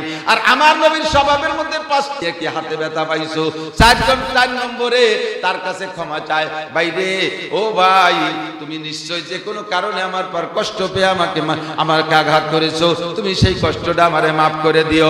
5 নম্বরে তাকে হিদায়াতের জন্য, আর আল্লাহ যাতে তারা ধ্বংস করে না দেয় এই জন্য আল্লাহর কাছে দোয়া করে, আল্লাহ আমি আমার উম্মতে ক্ষমা করে দিয়েছি, তুমি আবার তাকে অ্যাটাক করো না। তায়েফের ময়দানে ঘটনা ঘটার কারণে আল্লাহ কয় ইন্নাকা লাআলা খুলুকিন আযীম, তুমি সর্বোত্তম চরিত্রের অধিকারী। মাঠটাকে চলে আসছেন আজকে থেকে 90 দিন, যেদিন তায়েফ থেকে আসছে এখন থেকে 90 দিন। ঘরে ওনার স্ত্রী নাই, খাদিজার ইন্তেকালের আগে হয়ে গেছে, ঘরে ওনার স্ত্রী নাই, মেয়েগুলো সব বিবাহ হয়ে গেছে, ছেলেগুলো সব শিশুকালে মারা গেছে, মা মারা গেছে 5 বছর বয়সে, বাপ মারা গেছে পেটে থাকতি, আপন মায়ের পেটের একটা ভাই নাই, আর চাচারাও অনেকে ওনার শত্রু হয়ে গেছে। এই মুহূর্তে বাড়ি এসে সান্ত্বনা নেওয়ার মতো কোনো জায়গা নাই। নবী পাক একবার ঘরে আসে, একবার বাইরে যায়, একবার কাবার চত্বরে যায়, এদিক সেদিক আবু বকরের বাড়ি একটু যায়, মনটা ভালো না, শুধুমাত্র টেনশন যে আল্লাহ পাক তায়েফবাসীদেরকে ধ্বংস করে না দেয়। 90 দিন চলে গেছে, রাতের বেলা একদিন ঘরের ভিতরে অস্থির, ঘরটা আবার কোন জায়গা, আবু জাহেলের বাড়ি আর হুজুরের বাড়ি কিন্তু পাশাপাশি। হাজী সাহেব যারা গেছেন দেখছেন না আবু জাহেলের বাড়ি, আবু জাহেলের বাড়ি কি আর বাড়ি আছে না পায়খানা? হাজিরা 2 ভাগ হয়ে যায়। একদল হাজি ওই জায়গায় যে কয় এই মক্কায় যে কয়দিন থাকবো তোর বাড়ি ছাড়া পায়খানা করবো না, তোর কপাল ভক্তে পায়খানা করে ধুয়ে যাবো। আর আরেক দল কয় যে ওর বাড়ি হাঁকবো না, বাংলায়। আবু জাহেলের বাড়ি আর হুজুরের বাড়ি কাছাকাছি। হুজুর ওখান থেকে বেরোইয়া বাবে আব্দুল আজিজের এই পাশে আবু বকরের বাড়ি, এই জায়গায় একটু সান্ত্বনা নেন, আজকে রাতে ভালো লাগতেছে না। কাবার চত্বরের ভিতরে, কাবার ভিতরে, হেরেমের ভিতরে, কাবার পাশে হেরেমের ভিতরে হুজুরের ফুফু উম্মে হানির বাড়ি। রাতের বেলা যে বলছে ফুফু যান আজকে আমার ভালো লাগতেছে না বাসায় থাকতে, আপনার বাসায় একটু থাকি। বাসার ঘর অতি ছোট, বলতেছে ভাতিজা একটু ঘরের ভিতরে তোমারে কোথায় রাখবো, আমি কোথায় থাকবো? তুমি পুরুষ মানুষ, আমি মহিলা, বাইরে আমার টাকা রিস্ক, আবার তুমি পুরুষ মানুষ হলেও তুমি নবী, চতুর্দিকে শত্রুর অভাব নাই।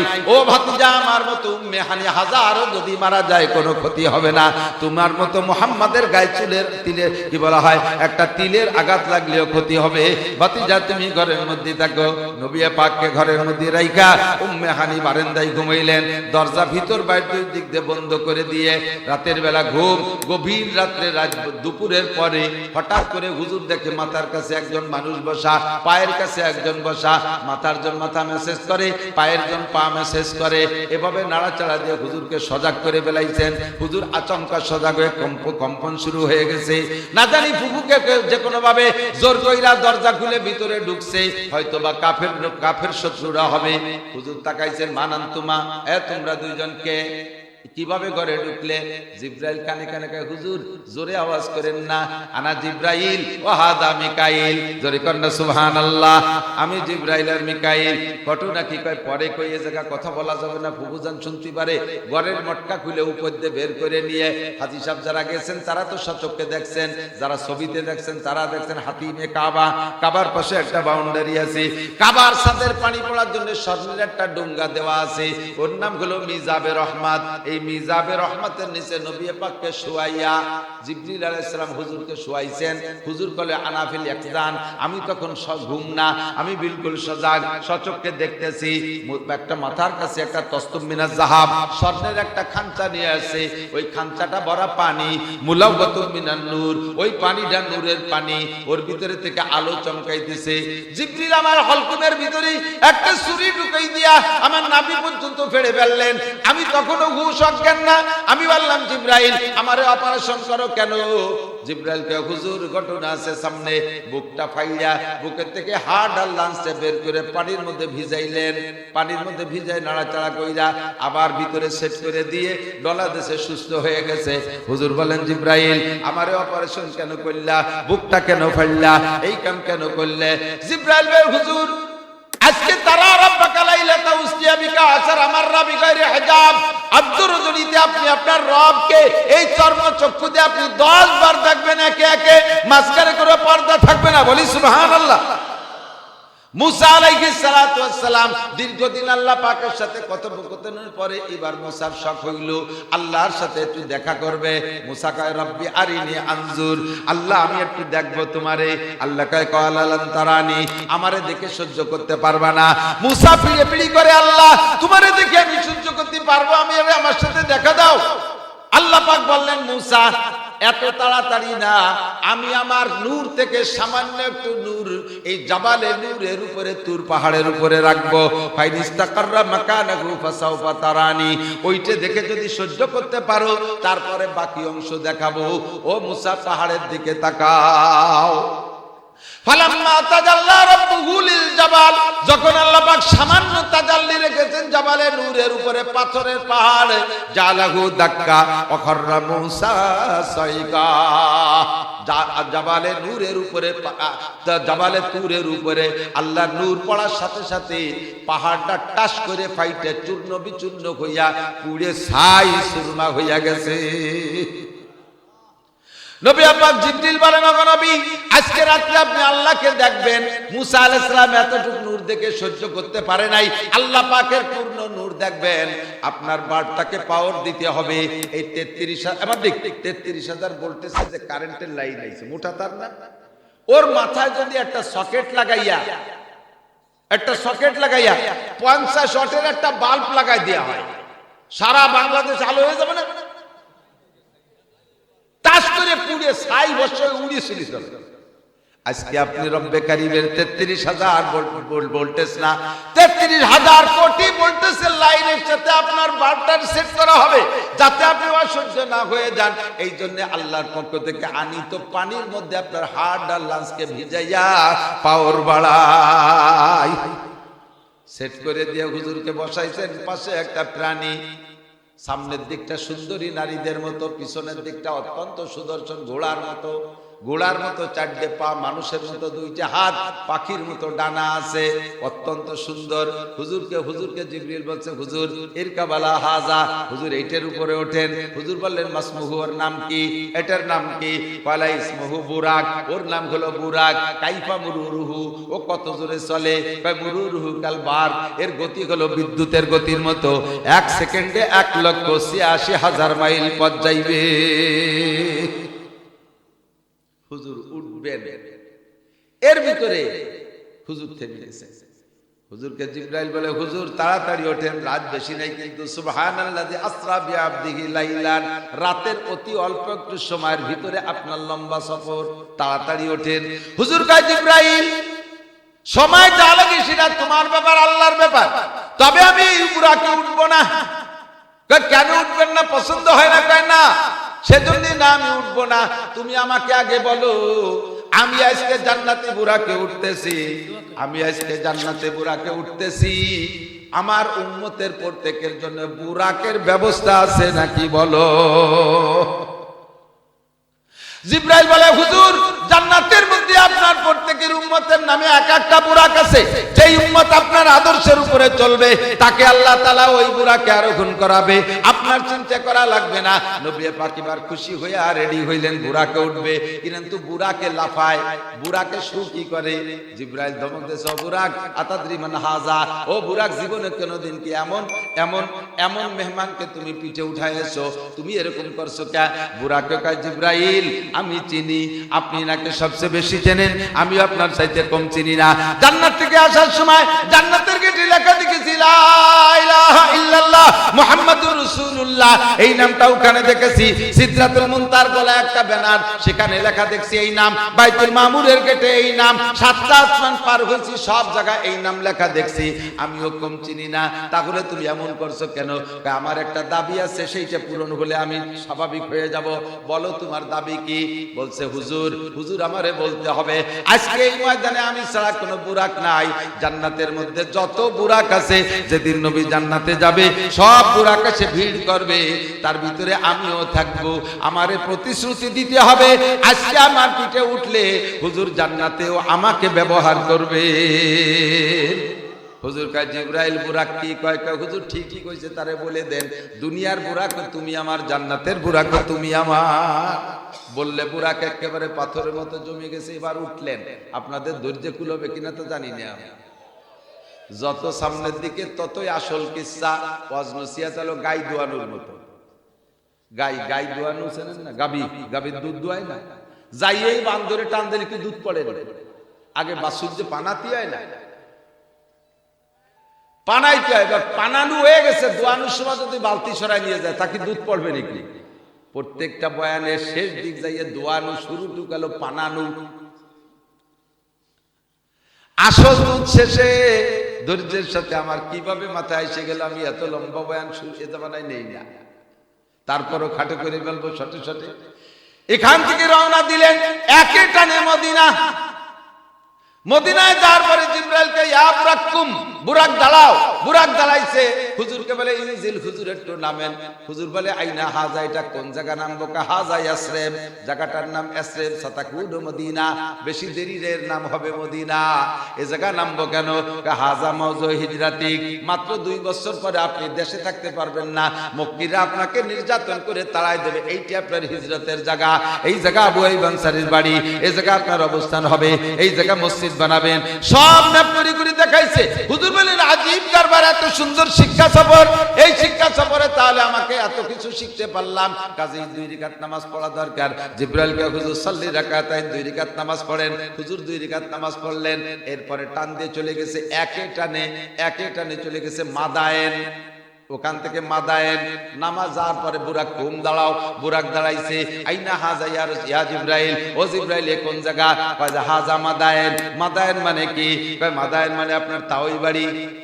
হুজুর কয় তাওই তো হয়, তাওই আপনাকে দিক তালই কয় না? তালই তো হয় কিভাবে? ছেলে বিয়ে দিলি, মেয়ে বিয়ে দিলি, ভাই বিয়ে দিলি, বোন বিয়ে দিলি, আত্মীয় বাড়ি হয় তাওই বাড়ি। আমার তো ভাই বোন নাই, আমার ছেলে মেয়ে ওই দিক বিয়ে দেই নেই, বা তাওই বাড়ি হলো কি কইরা? কয় মুসা আলাইহিস সালাম আপনার ভাই, নবী হিসেবে ভাই, এইটা মুসা আলাইহিস সালামের শ্বশুর বাড়ি, শুআয়ব আলাইহিস সালামের বাড়ি এইটা। হুজুর দেখে খুশি হইয়া সাল্লা রাকাতাইন, সেখান থেকে টান দিয়ে নিয়ে চলে গেছে কোন জায়গায়? বাইতুল লাহাম, যেটা নাম বর্তমানে অবস্থান হলো ইসরায়েলের ভিতরে, ওরা কয় বেতেলহাম বলে, জায়গার নাম হলো বাইতুল লাহাম। এই জায়গা হযরত ঈসা আলাইহিস সালামের জন্মস্থান দেখাইলেন, এখানে ঈসা আলাইহিস সালামের জন্ম হয়েছিল। খেজুর গাছ একটা বানায় দেখাইলেন, এই যে সেই খেজুর গাছ, মারিয়াম যেই খেজুর গাছকে নাড়া দিলে একে ঝাঁকিতে 40 কেজি খেজুর পড়েছিল, এই যে সেই খেজুর গাছ। সাল্লা রাকাতাইন 2 রাকাত পড়লেন, ফিরে টান দিয়ে চলে গেলেন জাবালে তুর। হুজুর নামেন এই জায়গা, কয় এটা কি? কয় এই জায়গা মুসা আর আল্লাহ পাকের মধ্যে 40 বছর কথোপকথন হয়েছিল। এই পাহাড়ে আল্লাহ পাক নূর নাজিল করে পাহাড়ে পুরাই ছাই বানাই দিয়েছে। এক সিমটি আপনি সিমটি দেন, হুজুর পাথরে সিমটি দিয়েছে, ছাইর মতো একেবারে ময়দার মতো তুস একেবারে নরম। হুজুরকে জিবরাইলকে হুজুর চোখে লাগানো, দেখবেন পাওয়ার বেড়ে যাবে। হুজুর রাতের বেলা একটু চোখে লাগাইছেন সুরমা, সেইটাই ওই জাবালে তুরের পাথরগুলি সুরমা। চোখে লাগানোর সাথে সাথে হুজুরের চোখের পাওয়ার বাইরে গেছে। হুজুর সুরমা লাগাইছেন রাতের বেলা, এই জন্য পুরুষদের রাতের বেলা সুরমা লাগানো সুন্নাত, দিনে না, রাতে লাগাইছেন হুজুর। এবার সেখান থেকে চলে আসছেন বাইতুল মুকাদ্দাস। বাইতুল মুকাদ্দাসে আইসা হুজুরকে ভিতরে ঢুকাই দিয়া বুরাকটা বাইরে, জিবরাইলকে সাথে ডাকতেছে। জিবরাইল আসো, হুজুরকে বলেন হুজুর আপনি আগায় যান, আমি আসতেছি। তা আপনি একসাথে আসেন? কয় না হুজুর, বুরাকটা বাঁধতে রেখে আসেন। বুরাক বান্ধা মানে এই বুরাকটাকে ছেড়ে দিলে আবার চোরে নিয়ে যাবে নাকি? চোরতে জায়গা নাই, ওকে আবার পালায় চলে যাবে। কয় না হুজুর, এই সফরটার নাম হলো শিক্ষা সফর। জোরে বলেন কি সফর? আমাদের দেশের যুবকরা, যুবক যুবতীরা কুয়াকাটা শিক্ষা সফরে যায়। আপনাদের এই জায়গাতে কোন জায়গা যায় তা জানি না। কুয়াকাটা কি আছে শিকার মতো তা আমার জানা নাই, বহুবার গেছি, শিকার মতো কিছু পাই নেই। জিবরাইল বলে হুজুর এই সফরের নাম হলো শিক্ষা সফর, সবকিছু আপনার আপনার উম্মতের জন্য শিক্ষা।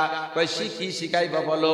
কয় হুজুর এই বুরাকটারে বেঁধে রাখবো, এজন্য এ বুরাক সরে নেওয়ার মতো বুরাক না, হারায় যার মতো পালায় যার মতো বুরাক না, তবুও তারে বাঁধি কেন? উম্মত যেন শিখে রাখে, মসজিদে যখন নামাজ পড়তে যাইবা, বাইরে তোমার বাইসাইকেল কান তালা না দিয়ে তুই যাবা না, মোটরসাইকেল কান গাল লক না করে মসজিদে যাবা না, নইলে তোমাদের দেশে চোরের অভাব নাই। নামাজের মধ্যে 2 পা নিচে দিয়ে উভতে সিজদার মধ্যে যে মোটরসাইকেলের দিক তাকায় থাকবা, তোমার নামাজের মধ্যে খুশু হবে না। এই জন্য তোমার মোটরসাইকেল কান যত্ন করে হেফাজত করে যাবা। এই প্রশিক্ষণ দেওয়ার জন্য হুজুর আমি বুরাক বান্ধি। বানবে কিসের সাথে? ওই জায়গাটা পাথর ছিল, আঙ্গুল দিয়ে খুঁচা মারছে, ছিদ্র হয়ে গেছে, ওর মধ্যে রশি বড়ি বাঁধতে দিয়েছে। ভিতরে যাইয়া হুজুরকে মেম্বারের ভিতরে দাঁড়াতে, ভাই নবী পাক কাবাকে সামনে করে ইমামতি করছেন, কাবার ভিতরে দাঁড়াইয়া ইমামতি করেন নাই। কাবার ভিতরে দাঁড়ায় নামাজ পড়ছেন বহু, কিন্তু ইমামতি করছেন কাবার বাইরে এসে কাবারের সামনে নিয়ে। আর বাইতুল মুকাদ্দাসের ইমাম ছিলেন আমাদের নবী হুজুর। ওই রাত্রে সমস্ত নবীদের রূহকে পিছনে এনে দিয়েছেন আল্লাহ তাআলা, সমস্ত ফেরেশতাদেরকে দায়িত্ব দিয়েছে, সব পিছনে কাতার করে দাঁড়িয়েছে, আর নবী পাক 2 রাকাত নামাজের ইমামতি করেছেন। বলেন না সুবহানাল্লাহ।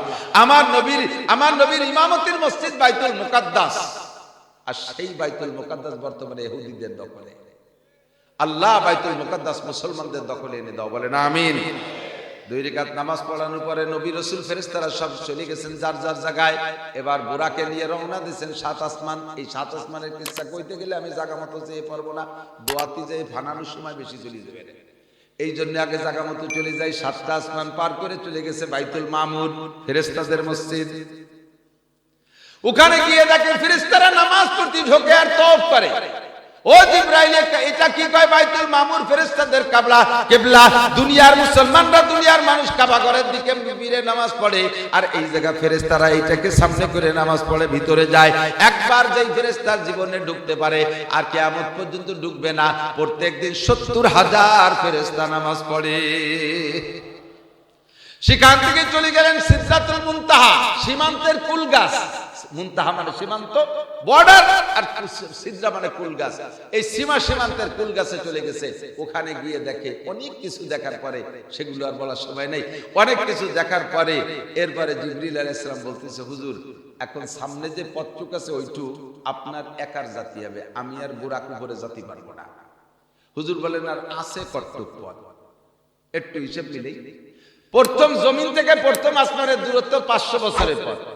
প্রথম আসমানটার থিকনেস অতটুকু, প্রথম আসমান আর দ্বিতীয় আসমানের মাঝখানে কতটুক, এই জমিন থেকে নিয়ে প্রথম আসমানের শেষ পর্যন্ত যতটুকু এতটুকু। দ্বিতীয় আসমানের পুরু এই ফাঁকার ওই ফাঁকার আসমান মিলে যতটুকু অতটুকু। এইভাবে গুণ হইতে হইতে 7 আসমান যে জায়গা যে শেষ, এই জমিন থেকে 7 আসমান যত দূর, ওখান থেকে ফেরেশতাদের মসজিদ বাইতুল মামুর আরো অত দূর। এখান থেকে বাইতুল মামুর যত দূর, ওখান থেকে সিদরাতুল মুনতাহা আরো অত দূর। কত দূর? প্রায় বরিশাল পর্যন্ত হবে না। ওই জায়গা যাওয়ার পরে জিবরাইলকে, হুজুর এখন আমি যেতে পারবো না, আপনি একা যান। আপনি গেলে অসুবিধা কি? জিবরাইল কয়, আগার এক সারে বইয়ে বর্তার পরাম হুরুগে তাজাল্লি বসুজাত পরাম। এক চুল যদি উপরে উঠি, আল্লাহর নূরে আমার 600 ডানা পুড়ে ছাই হয়ে যাবে। এখন আপনি যাবেন, কয় আর পথ আছে কতটুকু? আর বেশি নাই, প্রায় চলে এসেছে, যতটুক আছে আর অটটুক আছে উপরে। এটুকু আপনি একা যাবেন। কিসে যাব? জান্নাত থেকে একটা রফরফ জায়নামাজ চলে আসছে, এটার পর বসেন কাবালা হাজা, ওইটার উপরে বসলেন। বাস বুরাক রফরফে টান দিয়ে একই টানে আরশে আজিমে পৌঁছিয়ে দিয়েছে। আল্লাহর আরশের উপরে যখন গিয়েছেন, আল্লাহ পাক রব্বুল আলামিন নবী পাককে সামনে নেবেন। এর ভিতরে আল্লাহর যখন কাছে চলে গেছে, আল্লাহ পাক ডাক দিয়েছেন, আবু বকর, আবু বকর, আবু বকর। আবু বকর কয়, লব্বাইক আল্লাহুম্মা লব্বাইক। আল্লাহ আবু বকরের ডাক দেয়, আর আবু বকর লব্বাইক কয়। হুজুর থেমে গেছে, ব্রেক হয়ে গেছে। ইয়া রাব্বি আজা আবু বকরিন ক্বাবলা মাজিফিল আরশ আহু আফজালু মিন্নি। আল্লাহ আবু বকরকে আমার আগে আরশে আজিমে চলে আসে, সে কি আমার চেয়ে দামি? আল্লাহ কয়, না, এটা তোমার আবু বকর না, এটা আমার আবু বকর। তোমার আবু বকর দুনিয়ায় আছে, এইটা আমার পার্সোনাল আবু বকর। যেদিন থেকে তোমার আর আবু বকরের মধ্যে ভালোবাসা সৃষ্টি হয়েছে, তোমাদের প্রেমটা আমার অত্যন্ত ভালো লাগছে। তোমার আবু বকর আর তোমার ভিতরে ভালোবাসা, প্রেম বিনিময়টা দেখা আমি রব্বুল আলামিন একটা আবু বকর এখানে ফেরেশতা দিয়ে বানায় রেখেছি। তোমার আবু বকরের যেই চেহারা, আমার আবু বকরের সেই চেহারা। তোমার আবু বকরের সেই কণ্ঠ, আমার আবু বকরের সেই কণ্ঠ। তোমার আবু বকরকে যতবার ডাকো, আমার আবু বকরকে ততবার ডাকি। সামনে যে বসছেন আল্লাহর নবী, মাঝখানে কোনো পর্দা নাই, ইল্লা রিদাল কিবরিয়া, শুধু বড়ত্বের চাদর ছাড়া। সামনে বসছেন, আল্লাহ পাকের দিকে তাকাচ্ছেন। আল্লাহ জিজ্ঞেস করলেন, বিমা জিতা মিন দুনিয়াকা ইয়া হাবিবি। বন্ধুর বাড়ি বন্ধু আসে, কিছু নিয়ে আসে, তুমি কি নিয়ে আসছো? নবী পাক সামনে বসে বলেন, আত্তাহিয়াতু লিল্লাহি ওয়াস সালাওয়াতু ওয়াত তাইয়্যিবাত। বলেন সুবহানাল্লাহ। আত্তাহিয়াতু লিল্লাহি ওয়াস সালাওয়াতু ওয়াত তাইয়্যিবাত। আমার পক্ষ থেকে যত ইবাদত, যত পবিত্রতা বর্ণনা করা সম্ভব, সমস্ত ইবাদত আর সমস্ত পবিত্রতাই একমাত্র তোমারই জন্য নিয়ে আসি, এর মধ্যে কেউকে আমি চুলচেরা পরিমাণ শরীক করি না। আল্লাহ পাক খুশি হইয়া এবার পুরস্কার দিলেন, কি কইলেন? আসসালামু আলাইকা আইয়ুহান নবিয়্যু ওয়া রাহমাতুল্লাহি ওয়া বারাকাতুহু। হে নবী, আমার পক্ষ থেকে যত শান্তি রহমত বরকত ছিল সব তোমারে দিয়ে দিলাম। নবী পাক একা নেবেন না, উম্মতের কথা বলেন নাই। হুজুর বলেন আসসালামু আলাইনা ওয়া আলা ইবাদিল্লাহিস সালিহিন। আল্লাহ তুমি যা দান করলে শান্তি রহমত বরকত, এটা আমি একা নেব না, আমার সমস্ত উম্মতের পক্ষ থেকে গ্রহণ করলাম। আটজন ফেরেশতা আল্লাহর আরশ বহন করে আসে।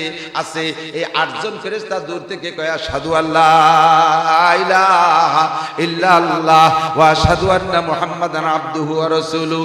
আল্লাহর কথা, নবীর কথা, ফেরেশতাদের কথা দিয়ে তার নাম হয়েছে তাশাহুদ। আমরা এটা নামাজে পড়ে থাকি, কথা বলেন।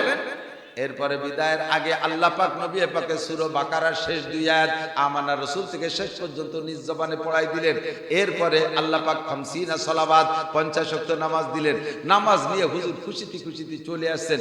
ষষ্ঠ মাস মানে হযরত মুসা আলাইহিস সালামের কাছে আসে। মুসা বলতেছে বিমা জিতা মিন হাবিবি মির রাব্বিকা ইয়া মুহাম্মদ, মুহাম্মদ আল্লাহর কাছ থেকে কি নিয়ে আসছো? হুজুর আলাইহিস সালাম বলেন 50 সালাওয়াত, 50 ওয়াক্ত নামাজ। মুসা আলাইহিস সালাম কয় ভাই সুম্মারজি ওয়াস্তাকফির, ফিরে যাও, একটু কুমায় আনো। জাররাবতু বি উম্মতি বি সালাসাতি আওকাত। আমার উম্মত শক্তিশালী উম্মত ছিল, 3 ওয়াক্ত নামাজ ছিল, তাই তারা পড়ে নাই। আর তোমার উম্মত দুর্বল হবে, 15-16 বছর বয়সে তাদের ডায়াবেটিস হয়ে যাবে, 12-14 বছর বয়সে চুল পাইকে যাবে, এদের চোখের পাওয়ার শেষ হয়ে যাবে, এরা অত নামাজ পড়তে পারবে না। 50 ওয়াক্ত মানে প্রত্যেক 20 মিনিট পরে এক ওয়াক্ত, এত নামাজ পড়তে পারবেন না। হুজুর কয় ঠিকই কইছেন। ফিরে চলে গেছেন জিবরাইলকে নিয়ে। যার পরে 5 ওয়াক্ত কমাইছে। আবার আসলে মুসাকে আরেকবার যান, এইভাবে 9 বার ঘুরাইয়া 5 নং 45 ওয়াক্ত কমাইয়া টেকছে কয় ওয়াক্ত? 5 ওয়াক্ত। এখনো পর্যন্ত গায়ে দোয়ানোর দ্বারে আসেনি। আল্লাহু আকবার। 5 ওয়াক্ত করিতে কমাইতে কমাইতে লাস্টে টেকছে 5। মুসা আলাইহিস সালাম কবে আরেকটা বার যান, দেখেন আরেকটু কমে নাকি। মুসা হুজুর বললেন যে বাড়ি যাইতেছি 5 ওয়াক্ত রাখতেছে, যদি 12 যায় 5 রাইখে দেবে, খালি হাতে বাড়ি যেতে হবে, আর যাওয়া যাবে না। যা আছে এই নিয়ে যাই, উম্মত বললি কপাল ভালো, না বললি তার কপাল খারাপ, কথা বলেন। এবার আল্লাহ কাল্লা তাবদিলা লিকালিমাতিল্লাহ, আমার বক্তব্যের মধ্যে পরিবর্তন নাই। আমি 50 বলেছি সেটাও ঠিক, 5 বলেছি এটাও ঠিক। কিভাবে? মান জাবিল হাসানা ফালাহু আশরান সালিহা। আমার আখেরি নবীর উম্মত যে কোনো একটা নেক কাজ করলে তারে 10 গুণ নেকি দান করব। কাজেই 5 ওয়াক্ত নামাজ পড়বে, 5-10 কে 50 ওয়াক্তের নেকি দান করা হবে। ও যুবক, এই রাতটা এজন্য দামি। এরপরে ইনদা সিদরাতুল মুনতাহা, ইনদাহা জান্নাতুল মাওয়া। সিদরাতুল মুনতাহার কাছে ডান দিক দিয়ে 8টা জান্নাত সাজানো, আর এদিকে বাম দিক দিয়ে 7টা জাহান্নাম সাজানো। হুজুর জান্নাত দেখলেন, বলতে গেলে সময় লাগবে, বলবো শুধু জাহান্নামের কিচ্ছা। এদিক তাকান, বাম দিক তাকায় বলে জিবরাইল সাজা, এইটা কি? কই যে এইটা সব 7টা জাহান্নাম। হুজুর বললেন কোনোভাবে কি এর পাশ থেকে কোনোভাবে একটু দেখে যাওয়া যায় ভিতরে কি আছে? তাহলে উম্মতকে বলতে পারতাম। জিবরাইলকে হুজুর ও ভাবে না, আমাকে আল্লাহ অর্ডার করেছে আপনাকে সাথে নিয়ে পুরো 7টা জাহান্নাম ঘুরে দেখানোর কথা। হুজুর বলেন জিবরাইল জাহান্নাম তো জাহান্নাম, আমি ওর মধ্যে যাব কিভাবে? আপনি যার কারণে জাহান্নামের কার্যক্রম আপাতত স্থগিত হয়ে যাবে। কোন সুবহানাল্লাহ। ওয়াকিত হয়ে যাবে, আপনি ঢুকবেন, আপনার গায়ে জাহান্নামের আঁচ লাগবে না। চলেন দেখে আসি। সর্বপ্রথম ঢুকছে ওয়াইল দোজক, 1 নম্বর দোজকে। ঢুকে কি দেখলেন?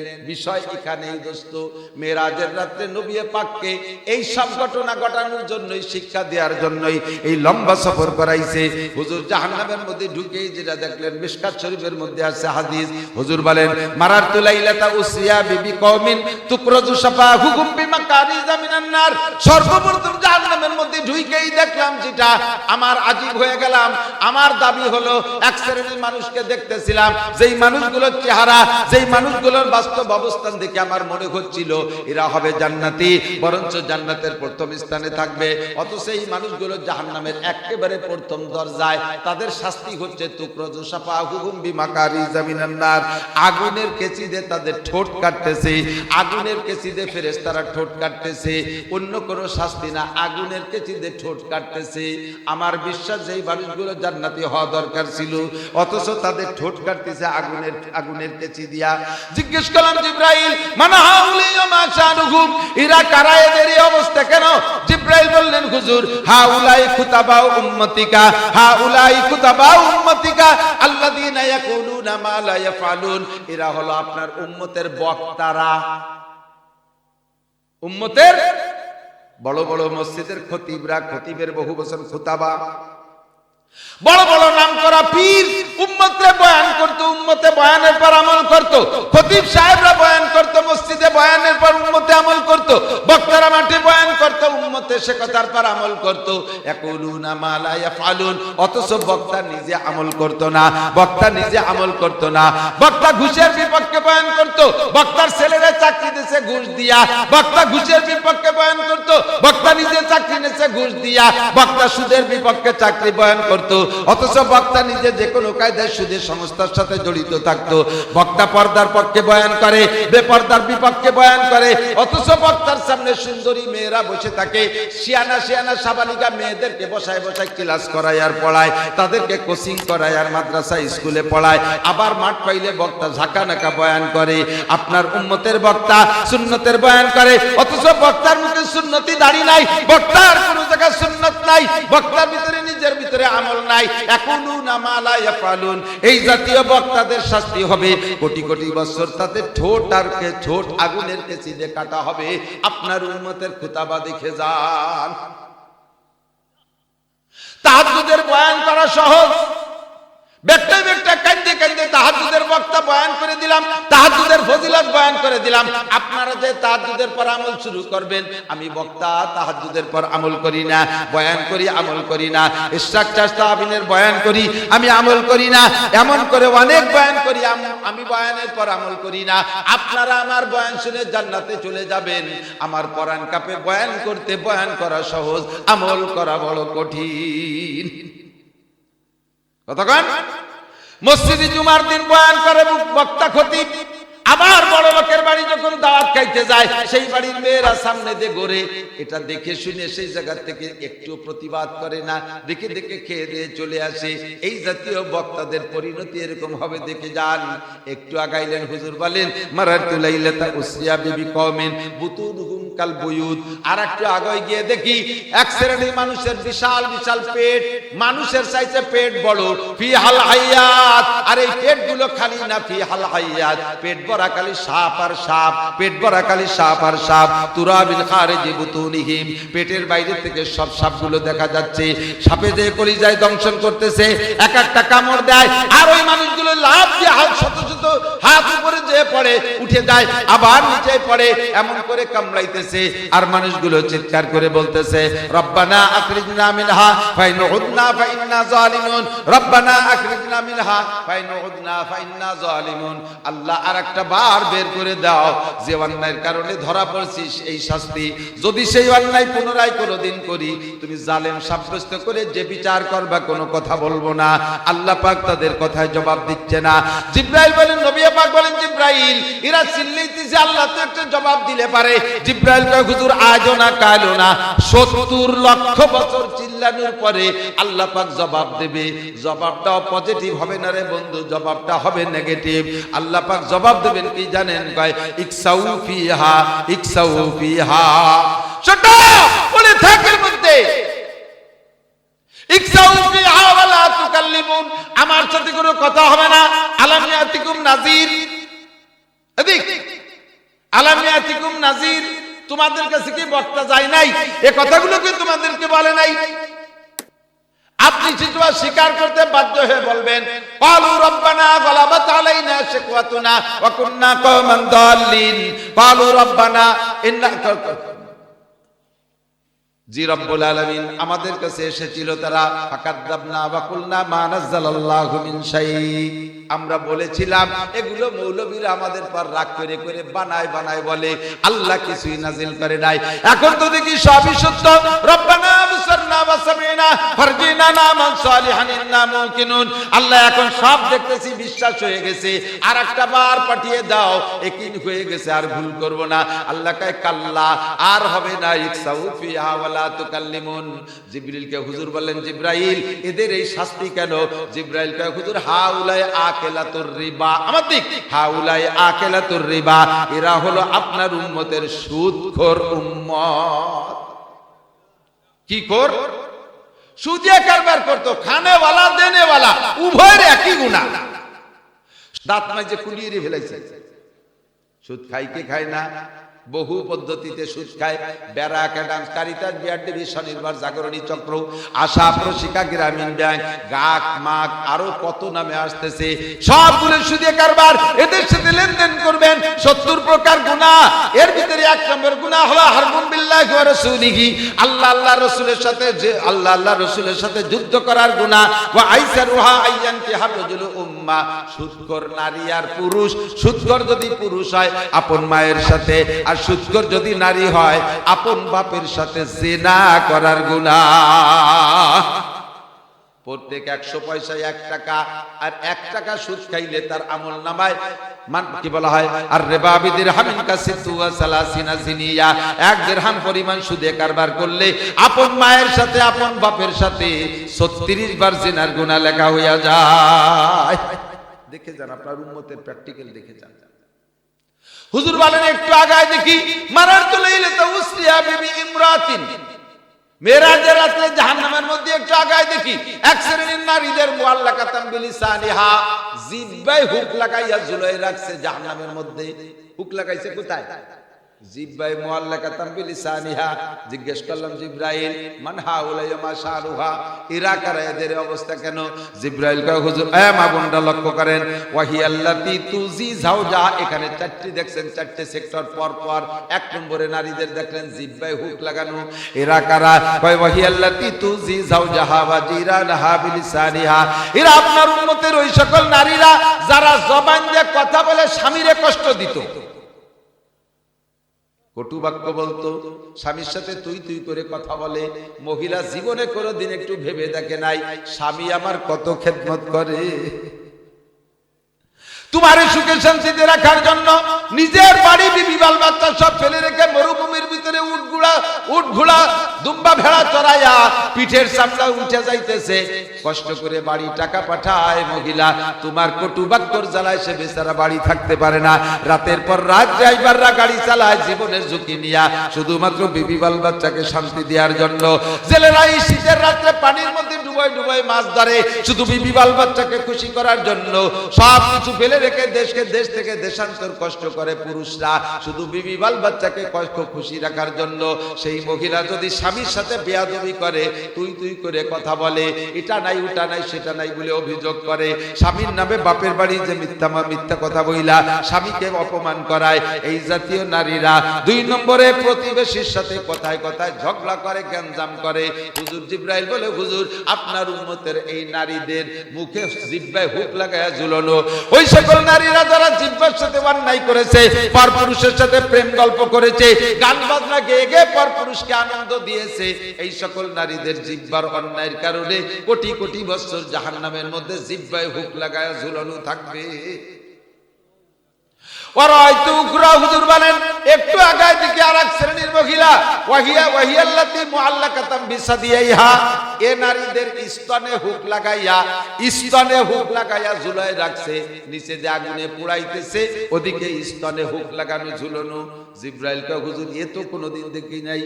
হুজুর বলেন জিবরাইল এটা কি দেখাইলা, এরা কারা? জিবরাইল কয় হুজুর ওয়াহিয়াল্লাতি তুরজিউ বিগাইরি ইজনি জাওজিহা। হাদিসের মূল তরজমা হলো এইটা। আগে পদ্ধতি ছিল মহিলারা নিজেদের বাচ্চারে দুধ পান করানোর পরেও অতিরিক্ত দুধ যদি বেশি থেকে যেত তাহলে বড় লোকদের ছেলে মেয়েদেরকে ওই দুধ খাওয়াইয়া পয়সা কামাই করত। যেই সূত্রে আমাদের নবী হালিমাতু সাদিয়া রাদিয়াল্লাহু তাআলা আনহার দুধ খেয়েছেন পয়সার বিনিময়। এইটা স্বামীর বিনা অনুমতিতে জায়েজ নাই। এটা হলো মূল শাব্দিক তরজমা। মূলত স্তনের বিচারের কথা হলো অন্যায় যার বিচার তার, যে সকল মহিলারা পর পুরুষকে দেখাইয়া পর পুরুষকে এই স্তন দিয়ে দিয়ে আনন্দ দিয়েছে, এক কথা স্তনের সাথে অসৎ ব্যবহার করেছে। আপনার উম্মতের নারীদের এই বিচার কিয়ামত কোটি কোটি বছর চলবে, আপনি দেখে যান। উম্মতকে বলেন হুজুর বলেন আর একটু আগায় দেখি নারীদের হাতে হ্যান্ডকাপ দিয়ে ঝুলানো। জিজ্ঞেস করলাম জিব্রাইল মান হাউলাই মা শানুহা, এরা কারা?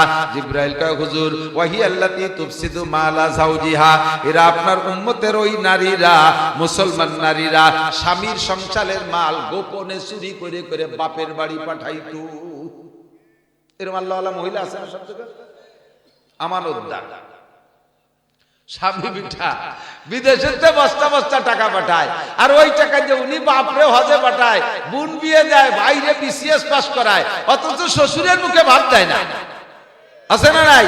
শ্বশুর শাশুড়িরা দিতে চায় না, দেওর ননদরে দিতে চায় না, গোপনে গোপনে লুকায় পালায় চুরি করে বাপের বাড়ি পাঠায়। ওগো নবী, আপনার উম্মতের ওই সকল মহিলারা পুরুষে চুরি করলে তারে কয় চোর। পুরুষে চুরি করলি, মহিলারা চুরি করলি চুন্নি। এদিকে তাই কয় চুন্নি। হুজুরকে আপনার উম্মতের সুন্নি মহিলা স্বামীর সংসারের মাল বিনা ইজাজতে এক পয়সা এদিক সেদিক করা মহিলা, তুমি স্বাভাবিক সাবধান হয়ে যাও। তোমাকে নবী পাক মেরাজের রাতে জাহান্নামে দেখে আসেন। 4 নম্বর আমার দিক তাকান। ওরাইতু উকরামু আল্লাকাতাম বিরিজলাইহা, পায়ে শিকল দিয়ে মাথা নিচু মুখে করে ঝুলানো পড়তেছে আগুনের মধ্যে। ওয়াহি আল্লাতী তাখরুজু বিগাইরি ইযনি যাওজিহা ওয়া ওয়ালিহা, এরা ওই সকল মহিলারা যারা স্বামীর কথা মানে নাই, বাপের কথা মানে নাই, বড় ভাইয়ের কথা মানে নাই, যেখানে খুশি সেখানে হাট বাজারে যায়। আপনাদের এদিক মহিলারা হাটে যায় নাকি তা আমি জানি না। এখন ইদানিং কাঁচা বাজার করার জন্য পুরুষের চাইতে মহিলারা হাটে যায় বেশি। হাট বাজারে পুরুষরা কিনে এনে দেয়, তা পছন্দ হয়। এই যুবক সাবধান, সতর্ক থাকো। বউরে কোনোদিন মার্কেট করতে বাড়ি পাঠাবা না, বাজারে পাঠাবা না। একবার যদি কোনো মহিলাকে মার্কেট করা শিখাও, জীবনে তুমি দামি কিছু কিনে দিয়ে খুশি হতে পারবা না।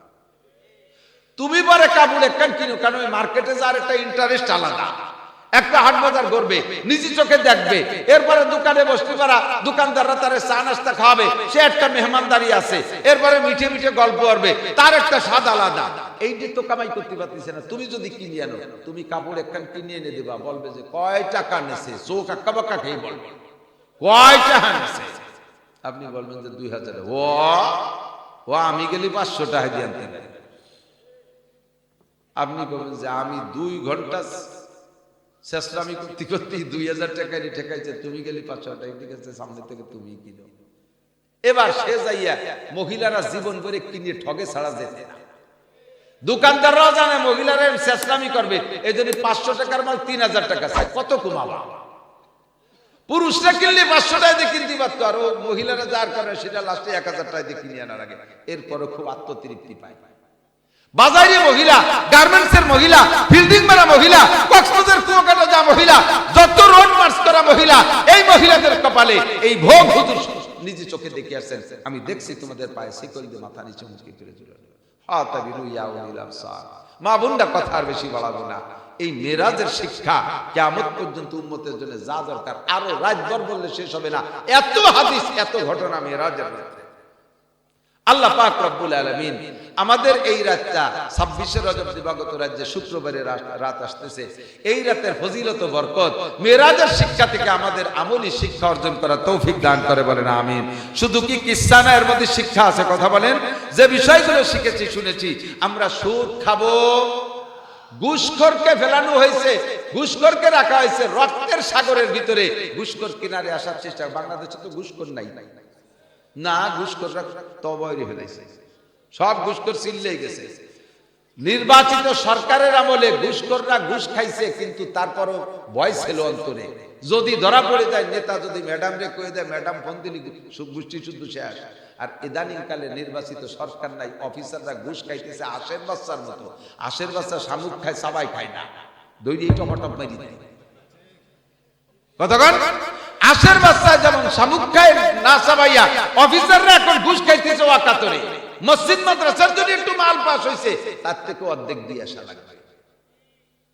ও ঘুষখোর অফিসার, মরবা না, এ কি নিয়ে যেতে পারবা?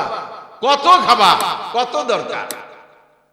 ঘুষখোরকে জাহান্নামের রক্তের সাগরের মধ্যে ফেলাই দেওয়া হবে, ও সাতটায় কিনারে আসতে যাবে, আর কিনারে থেকে ফেরেশতারা পাথর মেরে মেরে ব্যাকে ফেরত দিচ্ছে, এভাবে উঠতে পারতেছে না।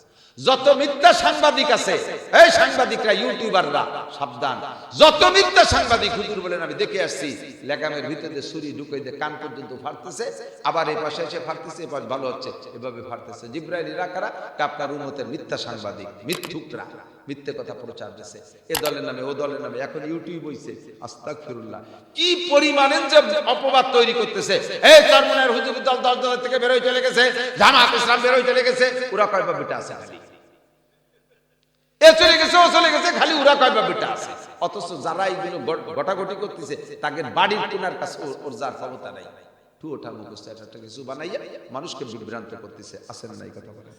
সাংবাদিক, সাংঘাতিক, মাদ্রাসার নামে, প্রতিষ্ঠানের নামে, উলামায়ে কিরামের নামে বহুত মিথ্যা সংবাদ প্রচার করছো। আইসে হুজুরদের কাছে পাও ধরে মাপ চাও, নইলে দেখা হবে একদিন, নইলে দেখা হবে একদিন। তোমাকে ক্ষমা করলাম না, ক্ষমা করাও হবে না। কথা বলেন, আল্লাহ তাআলা মাফ করুক, বলেন আমিন। আমাদের দেশে মাদ্রাসা ছিল পুরুষদের, সরসিনে মাদ্রাসা, চরমনাই মাদ্রাসা, গহরডাঙ্গা মাদ্রাসা, এভাবে পুরুষ মাদ্রাসা ছিল। পুরুষরা আমরা আলেম হয়েছি আলহামদুলিল্লাহ। আমাদের বাড়ির মেয়ে ছেলেদের অবস্থা কি আছে সকলেরটা তার জানা আছে। আমরা পুরুষরা মাহফিলে আসছে, কত বয়ান শুনছি, তবলিগে যাইতেছি, দিন শিখতেছি, কিন্তু মহিলাদের এমন কোনো শিক্ষা ব্যবস্থা আগে ছিল না, ঠিক কিনা? আল্লাহ তাআলা উলামায়ে কেরামের ভিতরে ইলহাম করছে, তোমরা মেয়েদের শিক্ষার জন্য ব্যবস্থা করো, খুব নড়াচড়া করবেন না। লাস্টে এইগুলো হলো দোয়া, দুধ নিয়ে যাবেন সব। আমরা পুরুষরা নামাজ পড়ি, এর ভিতরে ইন্টারভিউ নিলেন 95% পাবলিক যারা জীবনে মাদ্রাসায় পড়েন নাই, তাহলে 5 না 99% পাবলিক যারা মাদ্রাসায় পড়েন নাই, তাদের কিরাত অশুদ্ধ, তাদের কিরাত অশুদ্ধ। আল্লাহর কসম দিয়ে বলে মিথ্যাবাদী হব না। আমার একটা দাঁড়িয়ে যে সময় সেই সময় থেকে মসজিদে ইমামতি করি, বহুত ডাটের মুসল্লি দেখছি, এত বড় পাগড়ি, তিনেন খেতা দিয়ে পাগড়ি বাঁধছি, 43 বন্ধের জুব্বা একটা গায়ে, ঘাড়ের উপরে যায় নামাজ, বগলে দস্তারখান, কানের মধ্যে মেসাক গুজা, দাড়ির মধ্যে খিলের গুজা, ঘন ঘন টিপরি মারে, 500 দানা তসবিহ নাচায়, অথচ আলহামদুলিল্লাহ শুরু করতে পারে না। এরকম বিশাল বিশাল দিনদার মানুষ বহুত আছে। একটা মশালা জেনে নেন, নামাজ ভাঙ্গার কারণ 19টে, ধরে বলেন কয়টা? 1 নম্বরটার নাম কি? নামাজে কিরাত অশুদ্ধ পড়া। নামাজে কিরাত অশুদ্ধ পড়া। অশুদ্ধ কিরাত দিয়ে যিনি নামাজ পড়ছেন, আরেকটা লোক জীবনেও নামাজ পড়ে নাই, দুইটা লোকের একই বিচার। অশুদ্ধ কিরাতে নামাজ পড়ছেন, আরেকটা লোক মোটেই পড়ে নাই, সারা জীবন অশুদ্ধ কিরাতে নামাজ পড়ছেন, আরেকটা লোক সারা জীবন নামাজ পড়েই নাই, দুইজনের একই বিচার। তাহলে একদিন পড়ে কি হলো? সে যা হলো তা হলো, জাহান্নাম কাটবা। দুনিয়ার আইএ বিএ এমএ বিসিএস, ইংরেজি, বাংলা, অঙ্ক, ব্যবসা বাণিজ্য, রাজনীতি, ক্রিমিনালি সব শিখতে পারলে, কোরআন শরীফ কেন শুদ্ধ করে শিখতে পারলে না? কতক্ষণ আসো, মাস্টার, ডাক্তার, ইঞ্জিনিয়ার, পণ্ডিত, বিজ্ঞানী যাই আছে, সবগুলো পিঠ মুড়াই দিয়ে বাঁধিয়ে একসাথে জাহান্নামে ঢুকিয়ে দিয়ে হবে। একাক ওয়াক্ত নামাজের জন্য 200 কোটি, আরো 30 কোটি, আরো 40 লক্ষ বছর জাহান্নামে পোড়া লাগবে। অশুদ্ধ কিরাত দিয়ে নামাজ পড়লেও আর মোটেও না পড়লেও একই শাস্তি। পুরুষরা বাঁচিয়ে গেছেন, বাঁচার একটা উপায় আছে। আমরা হানাফি মাযহাবের মুসল্লি, আমাদের মাসআলা হলো মান কানা ফি সালাতি ইমামুন ফাকিরাতুল ইমাম লাহু কিরাতুন। যার নামাজে ইমাম আছে, ইমাম কিরাত জোরে পড়ুক আর আস্তে পড়ুক, পিছনে মুসল্লিকে কিরাত পড়া লাগবে না। আমরা এই দিক দিয়ে ইমামের পিছনে নামাজ পড়লি কিরাতের বিপদের থেকে বাঁচিয়ে গেলাম। কথা কন। মহিলারা জামাতে নামাজ পড়বে না, তাদের ঈদের নামাজ নাই, জুমার নামাজ নাই, তারাবির নামাজ জামাতে পড়া নাই, জানাজার নামাজ পড়া নাই, ওয়াক্তীয় নামাজ মহিলারা জামাতে নামাজ পড়বে না, মসজিদে যাইতে পারবে না, নিষেধ। এর জন্য আলাদা বয়ান আছে, সময় নাই। এতটুকু বলি যে মহিলারা জামাতে, তাহলে মহিলাদের তো কিরাত ভুল পড়লে নামাজ বাতিল। এই মহিলারা কিরাত শিখবে কোন জায়গা থেকে? গ্রাম্য অঞ্চলের যে মসজিদের মক্তব আছে, ওই মক্তবের থেকে জীবনে শুদ্ধ করে পড়া শেখা যায় না। ও মক্তবের ড্রাইভারই আমি ওখানে করছি। 60-70টা ছেলে মেয়ে আইছে, 1 ঘন্টা পড়াইতে যাবো মাদ্রাসায়, এত ভালোই পড়ানোর সময় আছে, আর বেতন হলো 3000 টাকা আর 6 কেজি মুষ্টি চাই, তাই দিয়ে এত ভালোই পড়াতে গেলে তো পড়তা পড়ে না। কিছুক্ষণ তারপরে গোলে মেলে গুনগুন করে, হ্যাঁ হুজুর ফরজ 4টি, এই কয়েকটা একটু জাগ ধরে পড়ালি, গ্রামে পাবলিকরা যত শুনেছে হুজুর খুব পড়াচ্ছে, ছুটি ছুটি ছুটি। এই দিয়ে কোনোদিনও মেয়েদের কোরআন শরীফ পড়া শুদ্ধ হবে না। এই মেয়েদের কোরআন শরীফ পড়া শুদ্ধ করার জন্য আল্লাহ তাআলা কুদরতি কায়দায় মহিলা মাদ্রাসা বানাইছে। আর মেয়েদের মেধা এত ভালো, আমার মেয়েটা মাত্র 1 বছরে হেফজ সবক শেষ করেছে, মাত্র 1 বছরে। আমি চট্টগ্রাম কক্সবাজার গেছি মাওলানা আখতারুল ইসলাম সাহেবের মহিলা মাদ্রাসায়, আজকেও যেমন আমি ধরা খাইছি ও জায়গায় যেরকম ধরা খাইছি। আমার হুজুর বলতেছে, হুজুর আমার এখানে যদি বড় আলেম ওলামা আসে বক্তা, তারা যদি হাদিসের উস্তাদ হয় তাহলে তাদেরকে দিয়ে একটা সবক আমার মেয়েদেরকে পড়াই রাখি। তা আপনিও যেহেতু শাইখুল হাদিস বুখারী শরীফ পড়ান, আমার মেয়েদের একটা সবক পড়াই দিয়ে যায়। তা আমি গেছি হুজুরের সাথে করে নিয়ে, ভিতরে 50টা মেয়ে, ওখানে দাওরায়ে হাদিসে 50টি মেয়ে। ওয়াল্লাহি বাইরের থেকে সবক, ভিতরে মেয়েরা। ওখানে হাদিসের সবক পড়ানোর নিয়ম হলো ছাত্র বা ছাত্রী যারা পড়বে দাওরায়ে হাদিসের, ওরা রিডিং পড়বে, হুজুর খালি শুনবে, তরজমা হবে না। আর যে হাদিসের উপরে ব্যাখ্যা আছে ওই জায়গা থামাই দিয়ে তার সম্পর্কে কথাবার্তা। তা আমি বুখারী শরীফের প্রথম খণ্ডের মাঝখান দিয়ে 31টা আয়াত নজর দেখিয়ে গেছি। আমি যে বললাম, মেয়েরা তোমরা কি কেউ পড়তে পারো, তিলাওয়াত করতে পারো? জি হুজুর পারি। একটি মেয়ে তিলাওয়াত করলো বুখারী শরীফের হাদিস, এত বড় কিতাব, 1 পৃষ্ঠার ভিতরে কোরআন শরীফের মিনিমাম 3 পৃষ্ঠা পরিমাণ 1 পৃষ্ঠা। এটা পড়তে অনেক সময় লাগে, জের জবর পেশ দেয়া নাই, সম্পূর্ণ দুইটা আছে। এই মেয়েটি মনে হয় 3 থেকে 4 নিশেষে 1 পৃষ্ঠা বুখারী শরীফ পড়লো, চুল পরিমাণ গলত নাই, জের জবর পেশে কোনো গলত নাই, একেবারে এরাবে গলত নাই, উচ্চারণে কোনো ত্রুটি নাই, একটা শব্দ দোহরাইলো না, এভাবে 3 নিশেষে 3-4 নিশেষে 1 পৃষ্ঠা পড়ে ফেলে গেছে।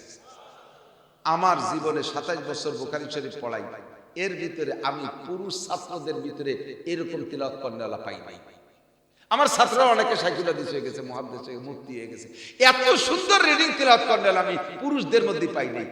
মাওলানা আখতার সাহেব বলতেছিলেন, হুজুর এই মেয়েটা যদি ছেলে হইতো, পুরুষ সন্তান হইতো, তাহলে হাটহাজারী মাদ্রাসার শাইখুল হাদিস আর যোগ্যতা রাখে। এরকম মহিলা মুহাদ্দিস বহুত পয়দা হচ্ছে। আজকে যে বাপদের মাথায় পাগড়ি দিলাম তাদের মেয়েরা মাওলানা হইছে, বলেন তো কেমন লাগছে? তাদের বাপদের কাছে অনুভূতি জিজ্ঞেস করেন। আমাদের দেশের মেয়েরা সহি বোরকা শিখছে কওমি মহিলা মাদ্রাসা থেকে, সহি তিলাওয়াত শিখছে এখান থেকে, সহি দ্বীন শিখছে এখান থেকে, আদর্শ মা হওয়া শিখছে এখান থেকে। মাটা যদি আল্লাহ ওয়ালি হয়, আমি আমার এই অবস্থানটার পর আমি শুকর আদায় করি। আমার মা গত শুক্রবারে আগের শুক্রবারে ইন্তেকাল করেছেন, গত শনিবারে আগের শনিবারে। আমি মায়ের মাথার কাছে ছিলাম। আমি কোরআন শরীফ যা যতটুকু শুদ্ধ করে পড়তে পারি, আমার বিশ্বাস আমি শুদ্ধ করে পড়তে পারি। আমি গহরডাঙ্গা মাদ্রাসা দাওরার বছর গহরডাঙ্গা মাদ্রাসার মসজিদে আসর মাগরিব ঈশা 3 ওয়াক্তের ইমাম ছিলাম 6 মাস। চৌমনি হুজুর আমাকে নিজে ইমাম বানাই দিয়েছে। ওই জায়গা চৌমনি হুজুরের সামনে ইমামতি করা বহুত বিটাগিরির ব্যাপার। আর হাফেজ বড় হাফেজ শাহ হুজুর, ঢাকার হুজুর, কাইচিন হুজুর, মোহতাম সব সামনে, আমি ছাত্র। আমার বিশ্বাস আমার তিলাওয়াত শুদ্ধ। আমি যে তিলাওয়াত করি এটা আলাদা করে মক্তবেতে আমার পড়া লাগে নাই, আমি ছোটবেলায় আমার মায়ের কাছ থেকে শিখেছি। আমার মার ইন্তেকালের 2 সপ্তাহ আগে শুক্রবার আমি বলতেছি, মা আমি জুমার নামাজ পড়াইতে যাই, দোয়া করেন। মা বিছানে অচেতন পড়া, 2 বছর, মুখে উঠে খাওয়ানো লাগে, পোলাপানের মতো প্যাম্পাস পরায় রাখছি আমরা, মুখে উঠে খাওয়াইছি। বললাম, মা আমি নামাজ পড়াইতে যাই, দোয়া করেন। মা কয়, আজকে কি বার? আমি বললাম, আজ তো শুক্রবার। তো তোমরা আমারে বলবা না আমি সূরা কাহাফটা একটু পড়তাম? আমি বললাম, মা আপনি তো কোরআন শরীফ তো দেখে পড়তে পারবেন না, মুখস্থ পড়বো। তো পড়েন। মা সূরা কাহাফের শেষ পৃষ্ঠা আমাকে শুনাইলেন। কি হইছে বাপ? আমার মার সেই মরে মরে ভাব, সে অবস্থা সূরা কাহাফ মুখস্থ। কোরআন শরীফের অনেক জায়গা দিয়ে আমার মার মুখস্থ ছিল।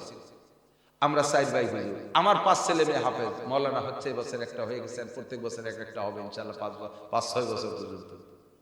5 ছেলে 2 মেয়ে। আমার ভাই বেটা ভাগ্নেরা হাফেজ, মাওলানা, সবই আমার মায়ের কারামতে আমি মনে করি।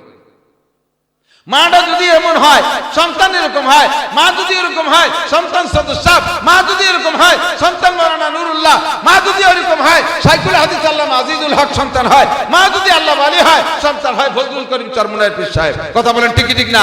মা যদি আল্লাহ ওয়ালি হয় সন্তান হয় হযরত মাওলানা নিসারউদ্দিন রাহমাতুল্লাহ আলাইহি সরচিনের পীর সাহেব। আর মা যদি মমতাজ হয়, আল্লামা মমতাজ খবিস সংসদে কয় আমি বুখারী মুসলিম তিরমিজি পড়ছি, ওই নাম কয়টা পড়ছিস ওর ভিতরে ঢুকলি তুই দাস্তবমি হয়ে যাবে। বুখারী চেনো? বুখারী তোর গাড়ে উঠে দিলি তুই মহিলা মানুষ বইয়ে সাথী পারবি। বুখারী পড়ছে বয়াতি, এবার বুখারী পড়ছে। মা যদি হয় মমতার সন্তান ওই রকমই হবে। কথা কন না কেন? তাহলে আদর্শ মা না হইলে আদর্শ সন্তান হয় না। আমরা সকলে আদর্শ সন্তান কামনা করি, বলেন আমিন। তাহলে আদর্শ মা বানাইতে হবে না? আদর্শ মা স্কুল কলেজে পয়দা হয় না। বহু জেনারেল উচ্চ শিক্ষিত ছেলেরা, আমার মেয়েকেই বিয়ে দিছি, বড় মেয়েটাকে বিয়ে দিছি আমার জেনারেল শিক্ষিত ছেলের সাথে। আমার জামাই জীবনেও কোনোদিন দাড়িতে ফুল লাগাইনি। নাবালেগ থাকতে থেকে এই বিয়ে পর্যন্ত একটি ওয়াক্ত তার নামাজ জামাত কামাই নেই, বা জামাত তাকবীরের সাথে সারা জীবন নামাজ পড়ছে। আমার জামাই করেছেন পড়া সূর্য। শরিয়াতের বিধিবিধানের উপরে এত মাহের, 2টা বই লেখছে ইসলামী শরিয়াতের বিধিবিধানের উপরে, জেনারেল শিক্ষিত। মাটা ভালো হইলে সন্তান জেনারেল হলেও ভালো হয়। কথা কন, জেনারেল সমালোচনা করতেছি না, কিন্তু এই জাতীয় জেনারেল হাজারো ছেলে এখন কলেজ বিশ্ববিদ্যালয়ের মেয়ে বিয়ে করতে রাজি না। হুজুর একটু দেখেন, আমার একটা মহিলা মাদ্রাসার মাইয়া এনে দেন। তো মহিলা মাদ্রাসার মাইয়া বিয়ে করবা, তো তোমার তো দাড়ি নাই। হুজুর তাহলে দাড়িটা হিবেল বাড়ি। এই বিয়েরা যদি দাঁড়িয়ে রাখার সিদ্ধান্ত নিয়ে ফেলেছে। ফমান কানা হিজরত ইলা ইমরাতিহা, আজকে পড়াইছে। তো বাহরহাল এই ভালো মেয়ে পাইতে হলে মহিলা মাদ্রাসাই, সতী মেয়ে পাইতে হলে মহিলা মাদ্রাসা, আল্লাহ ওয়ালি মা বানাইতে হলে মহিলা মাদ্রাসা দেশে দরকার আছে না নাই? কথা বলেন। মেয়েদেরকে দুনিয়ার অন্য কাজের জন্য না, আল্লাহ তাআলা সংসার গোছানোর জন্য মেয়েদেরকে সৃষ্টি করেছেন।